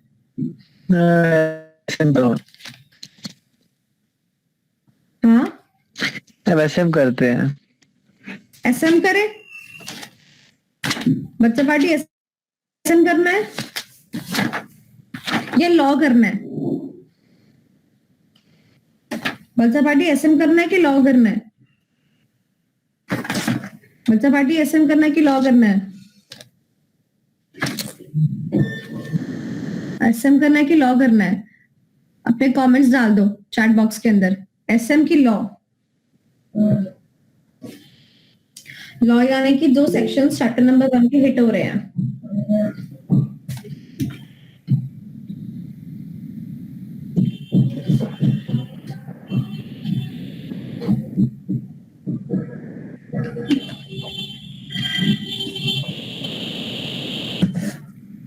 ठीक है, तो ज्यादा वोट मिले हैं एसएम को। अदनान, लॉ को 2 बार लिख के तो 2 वोट काउंट नहीं होंगे। मैम कोई सपोर्ट में नहीं है ना। हाँ सही कह रहे हैं अदनान, कोई सपोर्ट पे नहीं है, बट चलो कोई बात नहीं। तीसरी ऑप्शन निकाल लो, सारे सपोर्ट में आ जाएंगे। तीसरी ऑप्शन कौन सी निकालूं? और कोई सब्जेक्ट तो है नहीं पढ़ाने को? छुट्टी मैम, छुट्टी। बस यही काम है, हाय राम रे, बस यही काम है तुम्हारा, छुट्टी ले लेके बैठ जाओ। बैच कब ओवर होएगा? हाँ, बैच कब ओवर होएगा बताओ ऐसे? वैसे कितनी क्लासेस रहती हैं अभी? पहले क्लास ये तो मुझे तुमसे पूछना चाहिए कि कितनी क्लासेस और लगवाओगे भाई, ये बताओ। धीरे धीरे तुम्हारी गाड़ी चल रही है, होमवर्क धीरे धीरे चल रहा है, क्लास में बिल्कुल ऐसे आप तो बिल्कुल ये नहीं कि क्रैश कोर्स थोड़ा पढ़ के आ जाओ, कुछ करके आ जाओ, कुछ नहीं, बिल्कुल ब्लैंक तरीके से आते हो। आप पहले बताया करो ना आपने कौन सा टॉपिक करवाना है। चल ठीक है, आज एसएम करते हैं। एसएम का तो पता चैप्टर नंबर 8 होना है, तो वो तो कल मैम एक काम करो, आप पहले बता देना, ये साची याद करके आएगी, सारा इससे पूछेंगे कल जो मैंने करा रखा है वो तो सांची को याद नहीं होगा। कल से करते हैं। होमवर्क किसी के आते नहीं है, चार्ट्स किसी के बनते नहीं है, कोई पीछे से बैकएंड से क्या काम कर रहे हैं मुझे तो लिटरली समझ नहीं आता। पढ़ाई बिल्कुल जीरो कर ली है तुम लोगों ने, और जब से मार्च शुरू हुआ तब से तो पर्टिकुलरली जीरो है। सही बोल रही हूँ मैं? तुम मुझसे पूछ रहे थे कि ना मैम क्रैश कोर्स कब खत्म होगा, अब मैं तुमसे पूछ रही हूँ क्रैश कोर्स कब खत्म होगा बताओ। तुम्हारा बिल्कुल मन ही नहीं करता पढ़ने का, बहुत लेथार्जिक हो गए तुम लोग। आज की क्लास में देखो तुम लोग कितना बिल्कुल एनर्जी नहीं है, बिल्कुल मन नहीं करता हमारे लोगों को पढ़ने का, तुम्हारी फेसेस बता रहे हैं। ऐसा क्यों है? मैम टॉपिक एलोकेट कर दीजिए क्लासेस के हिसाब से, मतलब अगर वो रहेगी ना स्ट्रेटेजी की इतने दिन में और ये पढ़ना और ये कर लेंगे, उस हिसाब से पूरा कर लीजिए, पहले से पता चल जाएगा ना सबको कि 3 क्लास लगेगी और उनमें क्या पढ़ने वाले हैं। मतलब बेसिकली तुम्हें मुझे होमवर्क देना है कि मैं सब कुछ कर लूं, ठीक है, मैं करने के रेडी हूँ। अगर वो चीज वैसे नहीं हुई तो उस टाइम पे तुम्हें समझ में आ रहा हो नहीं समझ में आ रहा हो, तुम्हारा मूड हो ईएस पढ़ने का नहीं मूड हो ईएस पढ़ने का, फिर उस शेड्यूल के हिसाब से चलेंगे। डन है? फिर तुम्हारी डिस्कशन नहीं चलेगी। अगर उस पर लिखा है ना ईएस चैप्टर नंबर ये, तो फिर वही होगा। फिर ऐसा मैम देख लो, तो सबसे करना तो है ही ऐसा। मैम रहने दो, इसको बोलने दो, इट्स ओके। जैसा चल रहा है चलने देते हैं, हम जैसा चल रहा है उसको वैसे ही चलने दो। कभी ना कभी खत्म होगा ही। तो मैं भी उस शेड्यूल को फॉलो करूंगी, तुम्हें भी करना पड़ेगा। मान लो तुम्हारा होमवर्क करने की जरूरत नहीं पड़ेगा। मैम बहुत सही चल रहा है कोर्स पे। अमित नान तो चुप भी हो गया अब। मैम पढ़ना है मैम, करना भी तो है, ऐसे काफी डीले तो होता है। ऐसे भी तो हो ही रहा है ना, नहीं हो रहा क्या? देख लो यार, डिस्कस कर लो। चलो मैं आओ तो उधर आओ। ओके सुनो मेरी बात ध्यान से, मैं तुम्हें जो पढ़ाना चाह रही हूँ वो अदनान के अकॉर्डिंग पढ़ाना चाह रही हूँ। आ जाओ इधर, हम पढ़ रहे हैं कुछ लॉज। आ जाओ इधर।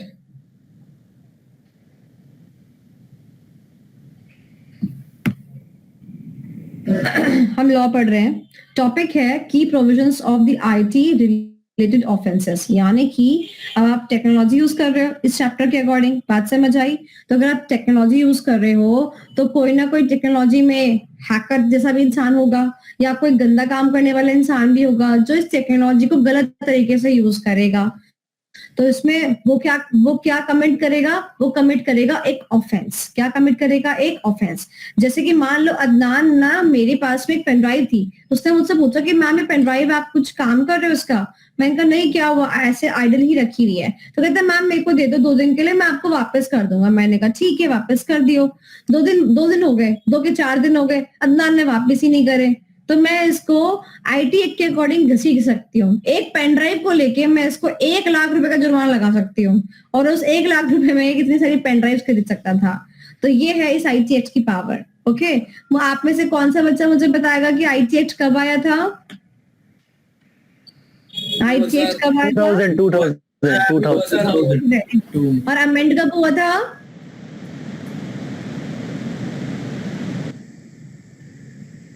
अमेंड कब हुआ था? 2008। ठीक है, चलो ओके। अब मैं आपको अभी बिल्कुल छोड़ दो, मैंने पीछे पढ़ा था, बिल्कुल छोड़ दो। हाँ, एक फ्रेश सांस लो और अब मैं आपको लॉ पढ़ाने वाली हूँ। ध्यान से मेरी बात सुनना, आपको सारे सेक्शन याद करा दूंगी मैं, ठीक है? ओके, ध्यान से मेरी बात सुनना, हम इन सेक्शंस को पढ़ने वाले हैं, ठीक है? सबसे पहले मैं आपको एक लाइन बनाती हूँ। ये देखो, यहां से सेक्शन शुरू होता है। ये देखो, ये सेक्शन शुरू होता है, ठीक है? सेक्शन है 65, 66, ठीक है? ओके, अब देखो 66 यहां से शुरू हुआ। 66 ए नहीं है, B, C, D, E, F, yes और नो? उसके बाद क्या चालू हुआ? 67, फिर क्या आया? 67 ए, 67 बी। बात समझ आई? यस और नो? यस और नो?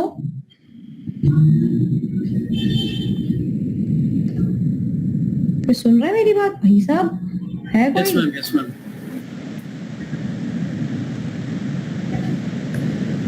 तो कितने सेक्शंस पढ़ने अपने को? 3 सेक्शन। कौन कौन से?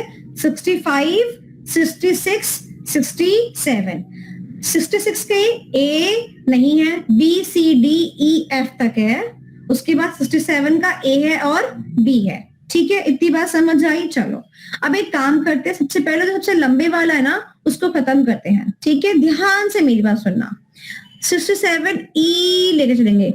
मेरे साथ ऑडियो ऑन करो सारे के सारे बच्चे जिनके यहाँ पे वॉइस मतलब नॉइस नहीं है, जिनके यहाँ पे नॉइस नहीं है वो ऑन बोलो मेरे साथ। 66 ई प्राइवेसी बोलो। 66 ई प्राइवेसी। यानी कि किसी की प्राइवेसी को अगर वॉयलेट करोगे तो क्या लग जाएगा? 66 ई प्राइवेसी। इतनी बात समझ आई? प्राइवेसी में क्या कर दिया आपने? किसी की प्राइवेट फोटो जो है वो पास ऑन कर दी, उसके बिना कंसेंट के पास कर दी, वो क्या लग जाएगा? सेक्शन नंबर 66 ई लग जाएगा। यानी कि अगर आपने किसी कोई ऐसी इमेज जो कि किसी private area of a person की है, यानी कि कोई इंसान है उसके प्राइवेट एरिया की कोई फोटो है, आपने उससे पूछे बिना किसी को पास ऑन कर दी, तो कौन सा सेक्शन अट्रैक्ट हो जाएगा अदनान? 66 ई, क्योंकि क्या किया आपने? प्राइवेसी को उसकी खत्म कर दिया। मेरे साथ बोलेंगे 66 ई प्राइवेसी। चलो अब आगे चलते हैं। 66 डी, डी से लिखो डुप्लीकेशन, डी से लिखो डुप्लीकेशन, डी से डुप्लीकेशन। अच्छा, सलमान खान तो एक ही है ना? सलमान खान तो एक ही है, बट सलमान खान के नाम पे इंस्टाग्राम पे चाहे बहुत सारे हैं, हाँ कि ना? है ना? तो बाकी सारे क्या है? बाकी सारे क्या है? डुप्लीकेट, है ना? यानी कि वो असली सलमान खान नहीं है जो कि वो अकाउंट चला रहा है, वो कोई नकली सलमान खान है जो अकाउंट चला रहा है। तो अगर आप डुप्लीकेशन करोगे तो कहाँ पे जाओगे? 66D में अट्रैक्ट हो जाओगे। डुप्लीकेशन का मतलब होता है चीटिंग बाय पर्सोनेशन। पर्सोनेशन का मतलब है अपन पर्सन, यानी कि पर्सन, सलमान खान क्या है? एक पर्सन है, किसी सामने वाले को दूसरा पर्सन बनके आप क्या बता रहे हो? अपने आप को दिखा रहे हो। अदनान अपने आप को सलमान खान बता के अकाउंट बना के बैठा है, चैटिंग कर रहा है लड़की के साथ में, तो वो कहाँ अट्रैक्ट हो जाएगा? 66D में। देखो क्या होगा उसके साथ, 3 साल तक की जेल हो सकती है और 1 लाख रुपए तक सकता है, या फिर दोनों। कर ले, अब बना लिया अकाउंट, अब बनाएगा नहीं। चलो रिवाइज करते हैं। 66E प्राइवेट डुप्लीकेशन प्राइवेट की फोटो उससे पूछे बिना क्या कर दी? पास ऑन कर दी। कौन सा सेक्शन लगेगा? 66 अपने आप को किसी और बता के जता दिया, डुप्लीकेसी करी, तो कौन सा लगेगा? बात समझ आई? चलो नेक्स्ट 66C स का साउंड आ रहा है। किसका साउंड आ रहा है? स का साउंड आ रहा है। स का साउंड स से लिखेंगे सिग्नेचर। क्या लिखेंगे? सिग्नेचर। सिग्नेचर याद होगा आपको। आपको पता है डिजिटल सिग्नेचर होते हैं ना। यानी कि अगर आपने किसी के सिग्नेचर को क्या करने की कोशिश करी? डिजिटल सिग्नेचर को कॉपी करने की कोशिश करी, उसको किसी और काम में इस्तेमाल करने की कोशिश करी, तो कौन सा सेक्शन लग जाएगा? 66 मान लो कि प्रॉपर्टी साइन होनी थी, अदनान को साइन करनी थी। मैंने कहा अरे अदनान का डिजिटल सिग्नेचर तो मेरे पास ही है, तो मैं क्या कर देती हूँ? उस पर साइन कर देती हूँ। तो ये क्या माना जाएगा? ऑफेंस माना जाएगा, और इसकी पनिशमेंट कवर होएगी अंडर सेक्शन 66C के अंदर। स से याद रखेंगे सिग्नेचर। क्या रखेंगे? सिग्नेचर। ओके चलो अब आगे लिखते हैं 66B। बी यानी कि बेईमान। बी यानी कि बेईमान। बेईमानी कौन करता है? समझते हो ना? बेईमानी कौन करता है ना? जो अपना ईमान खो देता है। जैसे कि अभी अदनान ने खोया था, मुझसे पेन ड्राइव पूछ के तो लेके गया, बट 2 दिन की पूछा, तीसरे दिन तो वापस करना चाहिए था। एक पेन ड्राइव के लिए 1 लाख रुपए तक का फाइन, 3 साल तक की जेल, एक पेन ड्राइव के लिए। यानी कि अगर कोई इंसान स्टोल करता है, स्टोल यानी कि चोरी करता है। क्या चोरी करता है? CR और कम्युनिकेशन डिवाइस। CR का मतलब पढ़ने के लिए पिछले पेज पे जाएंगे, टॉप पे लिखा हुआ है। CR यानी कि कंप्यूटर रिसोर्स, यानी कि जो भी जिससे भी कंप्यूटर चल रहा है, या फिर कोई ऐसा कोई सामान जिसमें कि डेटा स्टोर है, कोई रिसोर्स है, अगर आप उसको क्या करते हो? डिसऑनेस्टली क्या करते हो? स्टोल करते हो। एग्जाम्पल, मेरी पेन ड्राइव यहाँ टेबल पे रखी हुई है, बस मेरी हार्ड डिस्क ड्राइव पेन रखी है पे। ऑफिस में अदनान आया और मेरी टेबल से उठा के चलता बना, अपनी पॉकेट में डाल दिया। ठीक है, तो बताओ कौन सा सेक्शन लगाऊंगी उसके ऊपर? 66B। तो अगर कोई इंसान बेईमानी करेगा तो कौन सा सेक्शन लगाएंगे? D। ओके चलो अब मैं क्वेश्चन पूछती हूँ, आप मुझे जवाब दोगे। ठीक है, अगर हमने अपने आप को सलमान खान बता के सामने वाले को डुप्लीकेसी दिखाई तो क्या लगेगा? 66B। अगर हमने नेचर कॉपी किया और उसको ढंग से अनलॉफुली इस्तेमाल किया तो क्या लगेगा?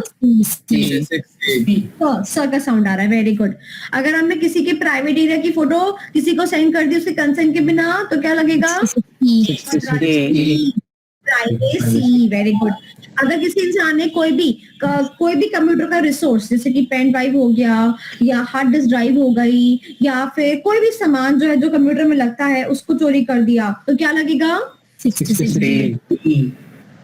ठीक है, ओके चलो अब मैं आपको बताती हूँ 66A के बारे में। हमने E पढ़ा, D पढ़ा, C पढ़ा, B पढ़ा। अब क्या आना चाहिए? A आना चाहिए। अब क्वेश्चन ये बनता है कि मैम A तो गिवन ही नहीं है। अब अगर एक गिवन IT एक्ट में ही A नहीं है, 66A नहीं है, या फिर हमारे सिलेबस में A नहीं है, तो what is the right answer? The right answer is कि हमारे सिलेबस में A नहीं है, हमारे सिलेबस में A नहीं है। बात समझ आई? यस और नो? यस और नो? बात समझ आई? हाँ जी बेटा, क्लियर हो गया? बोलो। Yes ma'am. Yes ma'am. तो अब कवर करते हैं 66।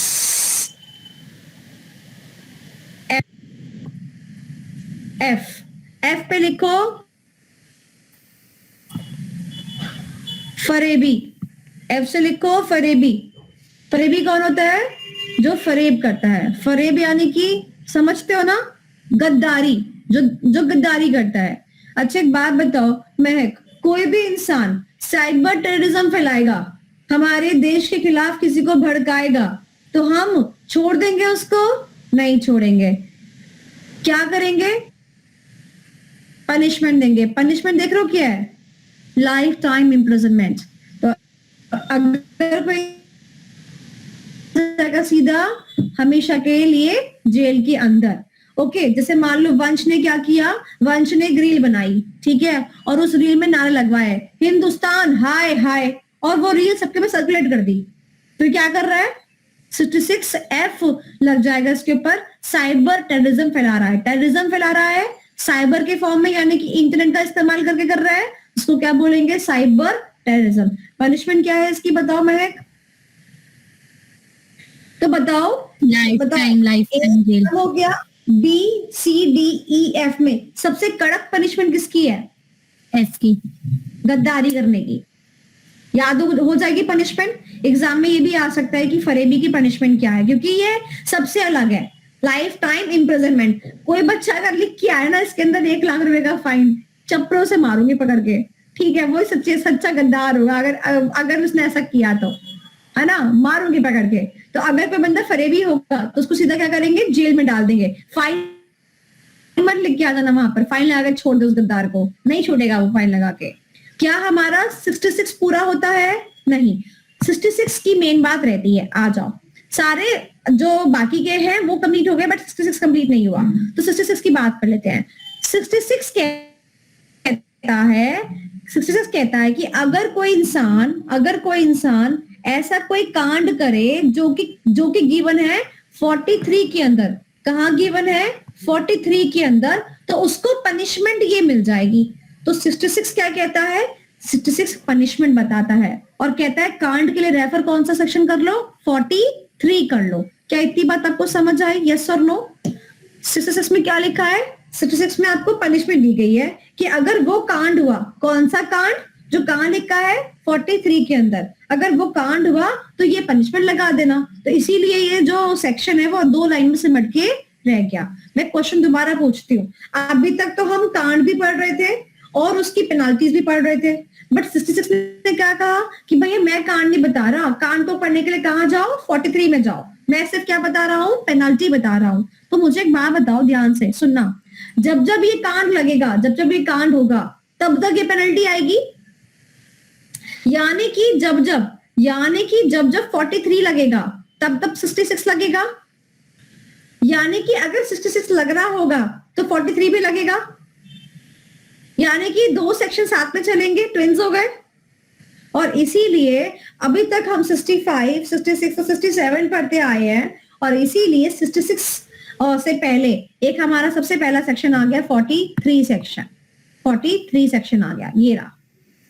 अब समझ में आया कि 60s के लाइन के सेक्शन चल रहे थे, पता नहीं हमें 40s की लाइन का एक सेक्शन क्यों पढ़ना पड़ रहा है। क्या इतनी बात समझ आई? मुझे लिटरली मैं चाहती हूँ कि आप मुझे इस बात को व्हाट्सएप मैसेज के थ्रू जरूर डिलीवर करें कि मैं जितनी शिद्दत से पढ़ा रही हूँ इस कंटेंट को, क्या इतनी शिद्दत से आपने अपने रेगुलर बैचेस या जिनसे आपने रिस्पेक्टिव जगह से पढ़ा है, क्या इतनी शिद्दत से आपको पढ़ाया गया है? और अगर पढ़ाया गया तो आपको क्या रिटेन रह पाया है इतनी शिद्दत से, जितनी शिद्दत से मैं सब चीजें करा रही हूँ? अगर आपको ये चीजें नहीं लग रही है ना, if it is like new to you, और अगर आपको ये चीज नहीं लग रही है, तो इसका मतलब ये है कि जो आपने पैसे खर्च करे पहले या कहीं और से पढ़ा पहले, that was of no use. So I want you to at least acknowledge the importance of it. Okay, ये क्रैश कोर्स में मैं बहुत डिटेल में जा रही हूँ, which is not even in the category, crash course की कैटेगरी में भी नहीं आता। चलो अब बात करते हैं कि 43 क्या कहता है। तो बताओ 43 तो एक्ट बताएगा ना, कांड बताएगा। तो क्या कांड कहता है? कहता है कि अगर आपने किसी की परमिशन के बिना, अगर आपने किसी भी परमिशन के बिना उसकी इस चीज को कर लिया तो आपको क्या करना पड़ेगा, आपके ऊपर पेनल्टी अप्लाई हो जाएगी। और पेनल्टी के लिए क्या लिखा है? सेक्शन 66 रेफर करें। क्या इतनी बात समझ आई पहले कि 66 में कांड नहीं लिखा, बोला कांड के लिए 43 में जाए, और 43 में कांड लिख दिया और बोला पेनल्टी के लिए 66 में जाए। क्या इतनी बात समझ आई? अब कांड क्या होगा? कांड बेसिकली ये होगा जैसे कि आपने किसी का सिस्टम एक्सेस कर लिया उसके परमिशन के बगैर, आपने उसके सिस्टम से कुछ चीज डाउनलोड कर ली। मान लो तुम मेरे सिस्टम पे बैठते हो और तुमने मेरे नोट्स को डाउनलोड करके अपने पे मेल करवा दी है, यही ठोकूंगी मैं, यही ठोकूंगी 66 में और 43 में ठोकूंगी केस। या फिर आपने क्या किया, आपने मेरे यहाँ से फाइल उड़ा दी, नोट्स उड़ा दिए आपने, तो क्या लगेगा? 43 प्लस 66 लगेगा। क्या इतनी बात समझ में आई? बोलो हाँ कि ना, यस और नो। तो जब 43 लगेगा तब तक 66 लगेगा ही लगेगा। एमसीक्यू में क्वेश्चन आ सकता है, वो कोई भी कांड देगा और आपसे पूछेगा बताओ कौन सा सेक्शन लगेगा, तो हमेशा बोथ पे टिक मार्क लगा के आना। 43 भी लगेगा और 66 भी लगेगा। क्लियर हो गया? Easy simple. ओके चलो, तो 66 के हमारे सारे पार्ट्स हो गए, 66 के हमारे। This is done. अब बात करते हैं 65 की, बिल्कुल छोटा सा ही है, देखो ये रहा। Tampering with the computer source document. जिन बच्चों ने पहले क्लासेस ले रखी, I would request to people to explain this section number 65 to me if you can attempt it. कोशिश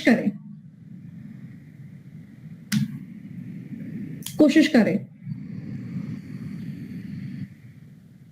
टेम्परिंग का मतलब क्या होता है? छेड़छाड़ किसी इमेज के मैम छेड़छाड़ ही होता है। Very good. किसके साथ छेड़छाड़ हुई? मैम एविडेंसेस के साथ, जो डॉक्यूमेंट्स है रिलेटेड। कैसे डॉक्यूमेंट्स?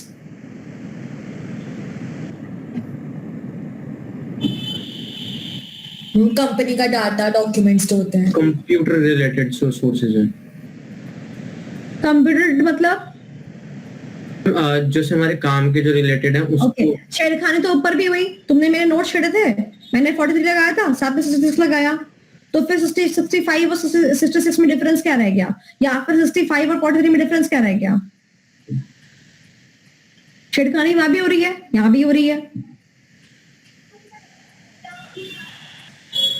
मैम अगर किस पीछे बैक एंड से किसी ने कुछ छेड़ा हो, जैसे कि कोई कोड वगैरह चेंज कर दिया मैं, ऐसा कुछ। आपके सिस्टम में विंडोज पड़ी है? हाँ जी। विंडोज कोडिंग ही तो है।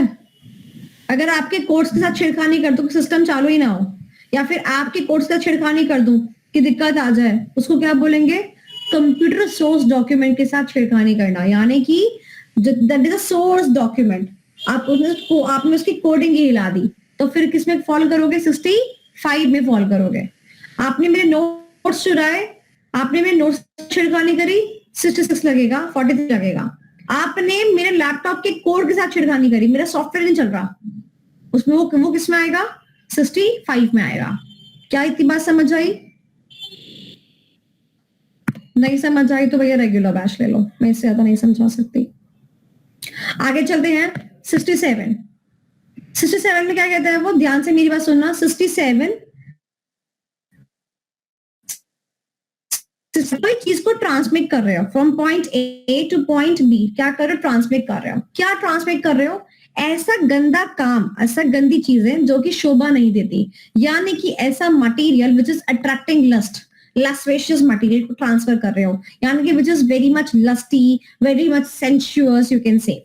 तो अगर आप ऐसा मटेरियल ट्रांसमिट करते हो, जैसे कि मान लो कोई लड़की होती है, उसका वीडियो बना लिया, अब आप उसका वीडियो जो है ट्रांसफर कर रहे हो, तो वो that is a kind of attracting lust. Okay, या फिर आप जो पॉर्न वीडियोस होती हैं, वो पॉर्न वीडियोस को शेयर करते हो, तो वो आ जाएगा सेक्शन नंबर 67 के तहत।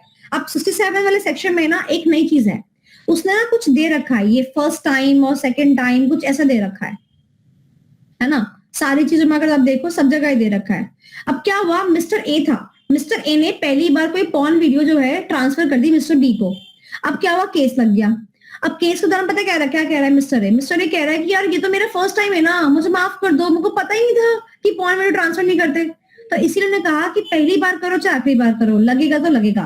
पहली बार करने पे ये लगेगा और दूसरी बार करने पे ये लगेगा और तीसरी बार करने पे जो दूसरी बार वाला था वो लगेगा। यानी कि अगर आप फर्स्ट ऑडिटर हो तो ये लगेगा, अगर आप सब्सिक्वेंट हो यानी कि सेकंड टाइम अगर इस चीज को करते हो, थर्ड टाइम इस चीज को करते हो, तो आपको तब भी पनिशमेंट लगेगी। और जो सेकंड टाइम वाली पनिशमेंट होगी वो ज्यादा होगी फर्स्ट टाइम के कंपैरिजन में। क्या इतनी बात समझ आई? तो पनिशमेंट को याद करते वक्त आपको करना पड़ेगा कि सेकंड टाइम वाली जो पनिशमेंट होगी वो ज्यादा होगी फर्स्ट टाइम के कंपैरिजन में। अब उसने क्या किया, ध्यान से मेरी बात सुनना, 67 में उसने मटेरियल को ट्रांसमिट किया। अब ध्यान से सुनना, 67A में 67A और B and versus 67 versus 67A and B।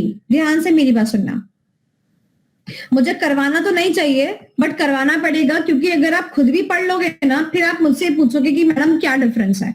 Okay, 67 में आपने सेक्सुअल कंटेंट ट्रांसफर नहीं करा, it was near to sexual, जैसे कि स्मूचिंग का कोई कंटेंट ट्रांसफर कर दिया। बट अगर उस कंटेंट के अंदर सेक्स हो रहा है, it is a intercourse, then 67A and B attract होगा। बात समझ आई?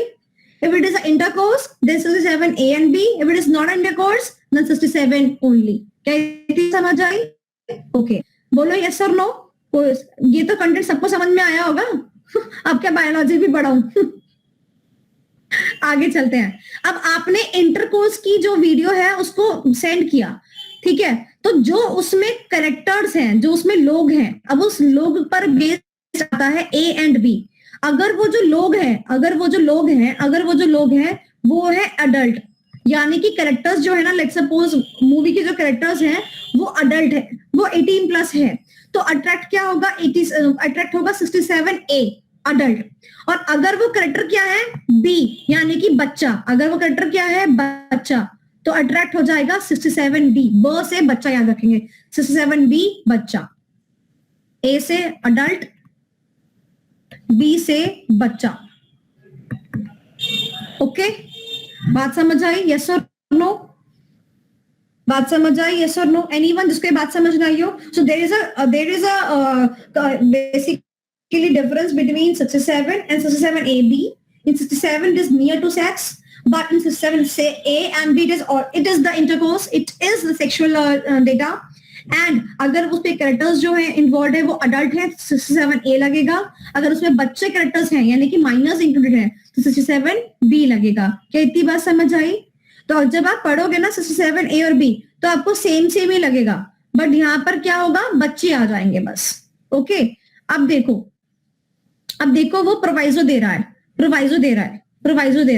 प्रोवाइजो दे रहा है कि अगर आपने 67, अगर आपने कोई डेटा को ट्रांसमिट किया है, बट अगर आपने कोई डेटा को ट्रांसमिट किया है वो आपने किसी को सिखाने के पर्पज से किया है, यानी कि मान लो मेरी सच्ची में साइंस की क्लासेस रन करती हूँ मैं, या फिर मैं एक म्यूजियम है, मैंने म्यूजियम का आपको फोटो खींच के वीडियो बना के आपको दे दिया, मैं म्यूजियम को कैप्चर कर रही हूँ, एक स्टैचू को कैप्चर कर रही हूँ, ठीक है?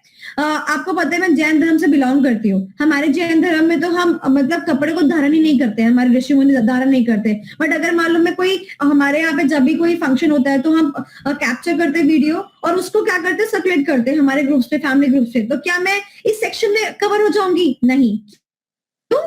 क्योंकि मैंने किसके लिए किया? साइंस के लिए वजह से किया, कुछ आर्ट की वजह से किया, लर्निंग की वजह से किया, या फिर मेरा पर्पस कैसा था? बोनाफाइड पर्पस था। बोनाफाइड का मतलब क्या होता है? गुड।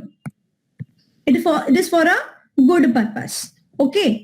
But अब देखो इसमें जो प्रोवाइजो दिया है उसने बोला है कि 67 और 67A के लिए प्रोवाइजो है, ठीक है, बट 67B के लिए नहीं है। बताओ क्यों? बच्चों के लिए कुछ भी नहीं है मैम। दिया है 67B के लिए प्रोवाइजो नहीं दिया। क्यों नहीं दिया?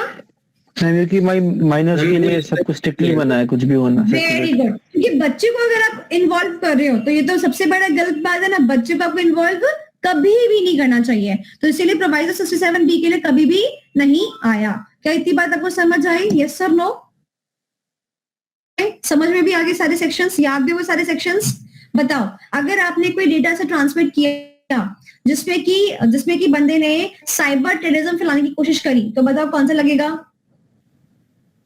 F 66F 66F पूरा बताओ है, खाली एफ से काम नहीं चलेगा। हाँ ओके, अगर आपने किसी की प्राइवेट एरिया के इमेजेस 67 फॉरवर्ड कर दिया उसके बिना, 66 हाँ अगर आपने अपने आप को सलमान खान जताया, 66D डी अगर आपने सिग्नेचर को मिसयूज कर लिया इलेक्ट्रॉनिक, 66 अगर आपने कोई सेक्सुअल वीडियो किसी को सेंड किया और वो वीडियो अडल्ट का था, 7A अगर आपने किसी को लेस्वेशियस मटेरियल सेंड किया, 67 ओके, अगर आपने उस वीडियो को सेंड किया बट बोनाफाइड पर्पस के लिए किया, वॉइस तो मिल जाएगा, प्लस माइनस का नहीं होनी चाहिए, प्लस माइनस नहीं होनी चाहिए। अगर आपने मेरे लैपटॉप से कोई भी डॉक्यूमेंट को डाउनलोड कर लिया मुझसे पूछे बिना, 43 43 and 66 plus 66 44 63 plus 66 अगर आपने मेरे सॉफ्टवेयर के कोड में छिड़खानी कर दी, 65 सारे सेक्शन याद हो गए सारे सेक्शन याद? अब खुद से पढ़ाई कर लोगे? मैम आपकी तरफ से नेटवर्क इशू आ रहा है क्या, या मेरी तरफ से है वो इशू? आपकी तरफ से नेटवर्क इश्यूज, वॉइस ब्रेक हो रही है। हाँ मैम आपकी तरफ और से वीडियो भी ब्रेक होती है, मतलब बार बार हैंग होती है। अच्छा, तो अब तुम, मुझे लग रहा है तुम मेरे साथ गेम खेल रहे हो। नहीं मैम, सब बच्चे बोल रहे हैं, देखो बच्चे मतलब नेटवर्क इशू है। हाँ तुमने वो बनाया ना, गुट बनाया ना तुमने। नहीं सच अच्छा। बीच में हाँ समझ गए। ओके ठीक है, चेक कर लेते हैं। ये बताओ कि समझ में आ गया आप लोगों को? लॉ आसान लगा सारे सेक्शन? चलो, तो अब आपका ये कवर हो गया। अब आपने ना 43 पढ़ा है ना, तो एक ना 43A भी है, इसको भी कवर कर लेते हैं। 43A कहता है SPDI, sensitive personal data information, sensitive personal data information. अच्छा एक बात बताओ, अगर मेरा कोई सेंसिटिव डेटा है, बैंक के पास मेरी क्रेडिट कार्ड की डिटेल्स हैं, तो बांटता फिरेगा क्या बैंक? नहीं ना, उसको सिक्योर करके रखना है। तो बस 43A के अकॉर्डिंग बोला गया कि अगर कोई बॉडी कॉर्पोरेट जैसे कि कोई बैंक अगर ऐसा कोई काम करता है, किसी के सेंसिटिव डेटा को क्या करता है, फैला देता है, तो उस इंसान को कॉम्पनसेट करना पड़ेगा जिस इंसान को इफेक्ट पहुंचा है, जिस इंसान को लॉस हुआ है। सिंपल आसान 43A हो गया हमारा। अब ये आपका होमवर्क है, ये आपको खुद करना है। मैंने आपको सारे सेक्शंस पढ़ा दिए हैं। प्राइवेसी पॉलिसी आपका होमवर्क है, ये मैं नहीं पढ़ाऊंगी, आसान है। ये हो गया। So we are done with the law sections almost. हमने लॉ वाला पार्ट पूरा कर लिया है। ओके चलिए, तो फिर एक काम करते हैं, ब्रेक लेते हैं 10 मिनट का, और ब्रेक के बाद हम एसएम करेंगे। चैप्टर नंबर 8 जो बचा हुआ है ना सारा पार्ट, वो एसएम नंबर 8 आज पूर्ण विराम लगाएंगे एसएम में, चैप्टर नंबर 8 पे। ठीक है, लॉ क्लियर हो गया, सेक्शन याद हो गए? चलो ओके बाय गाइस, मिलते हैं ब्रेक के बाद।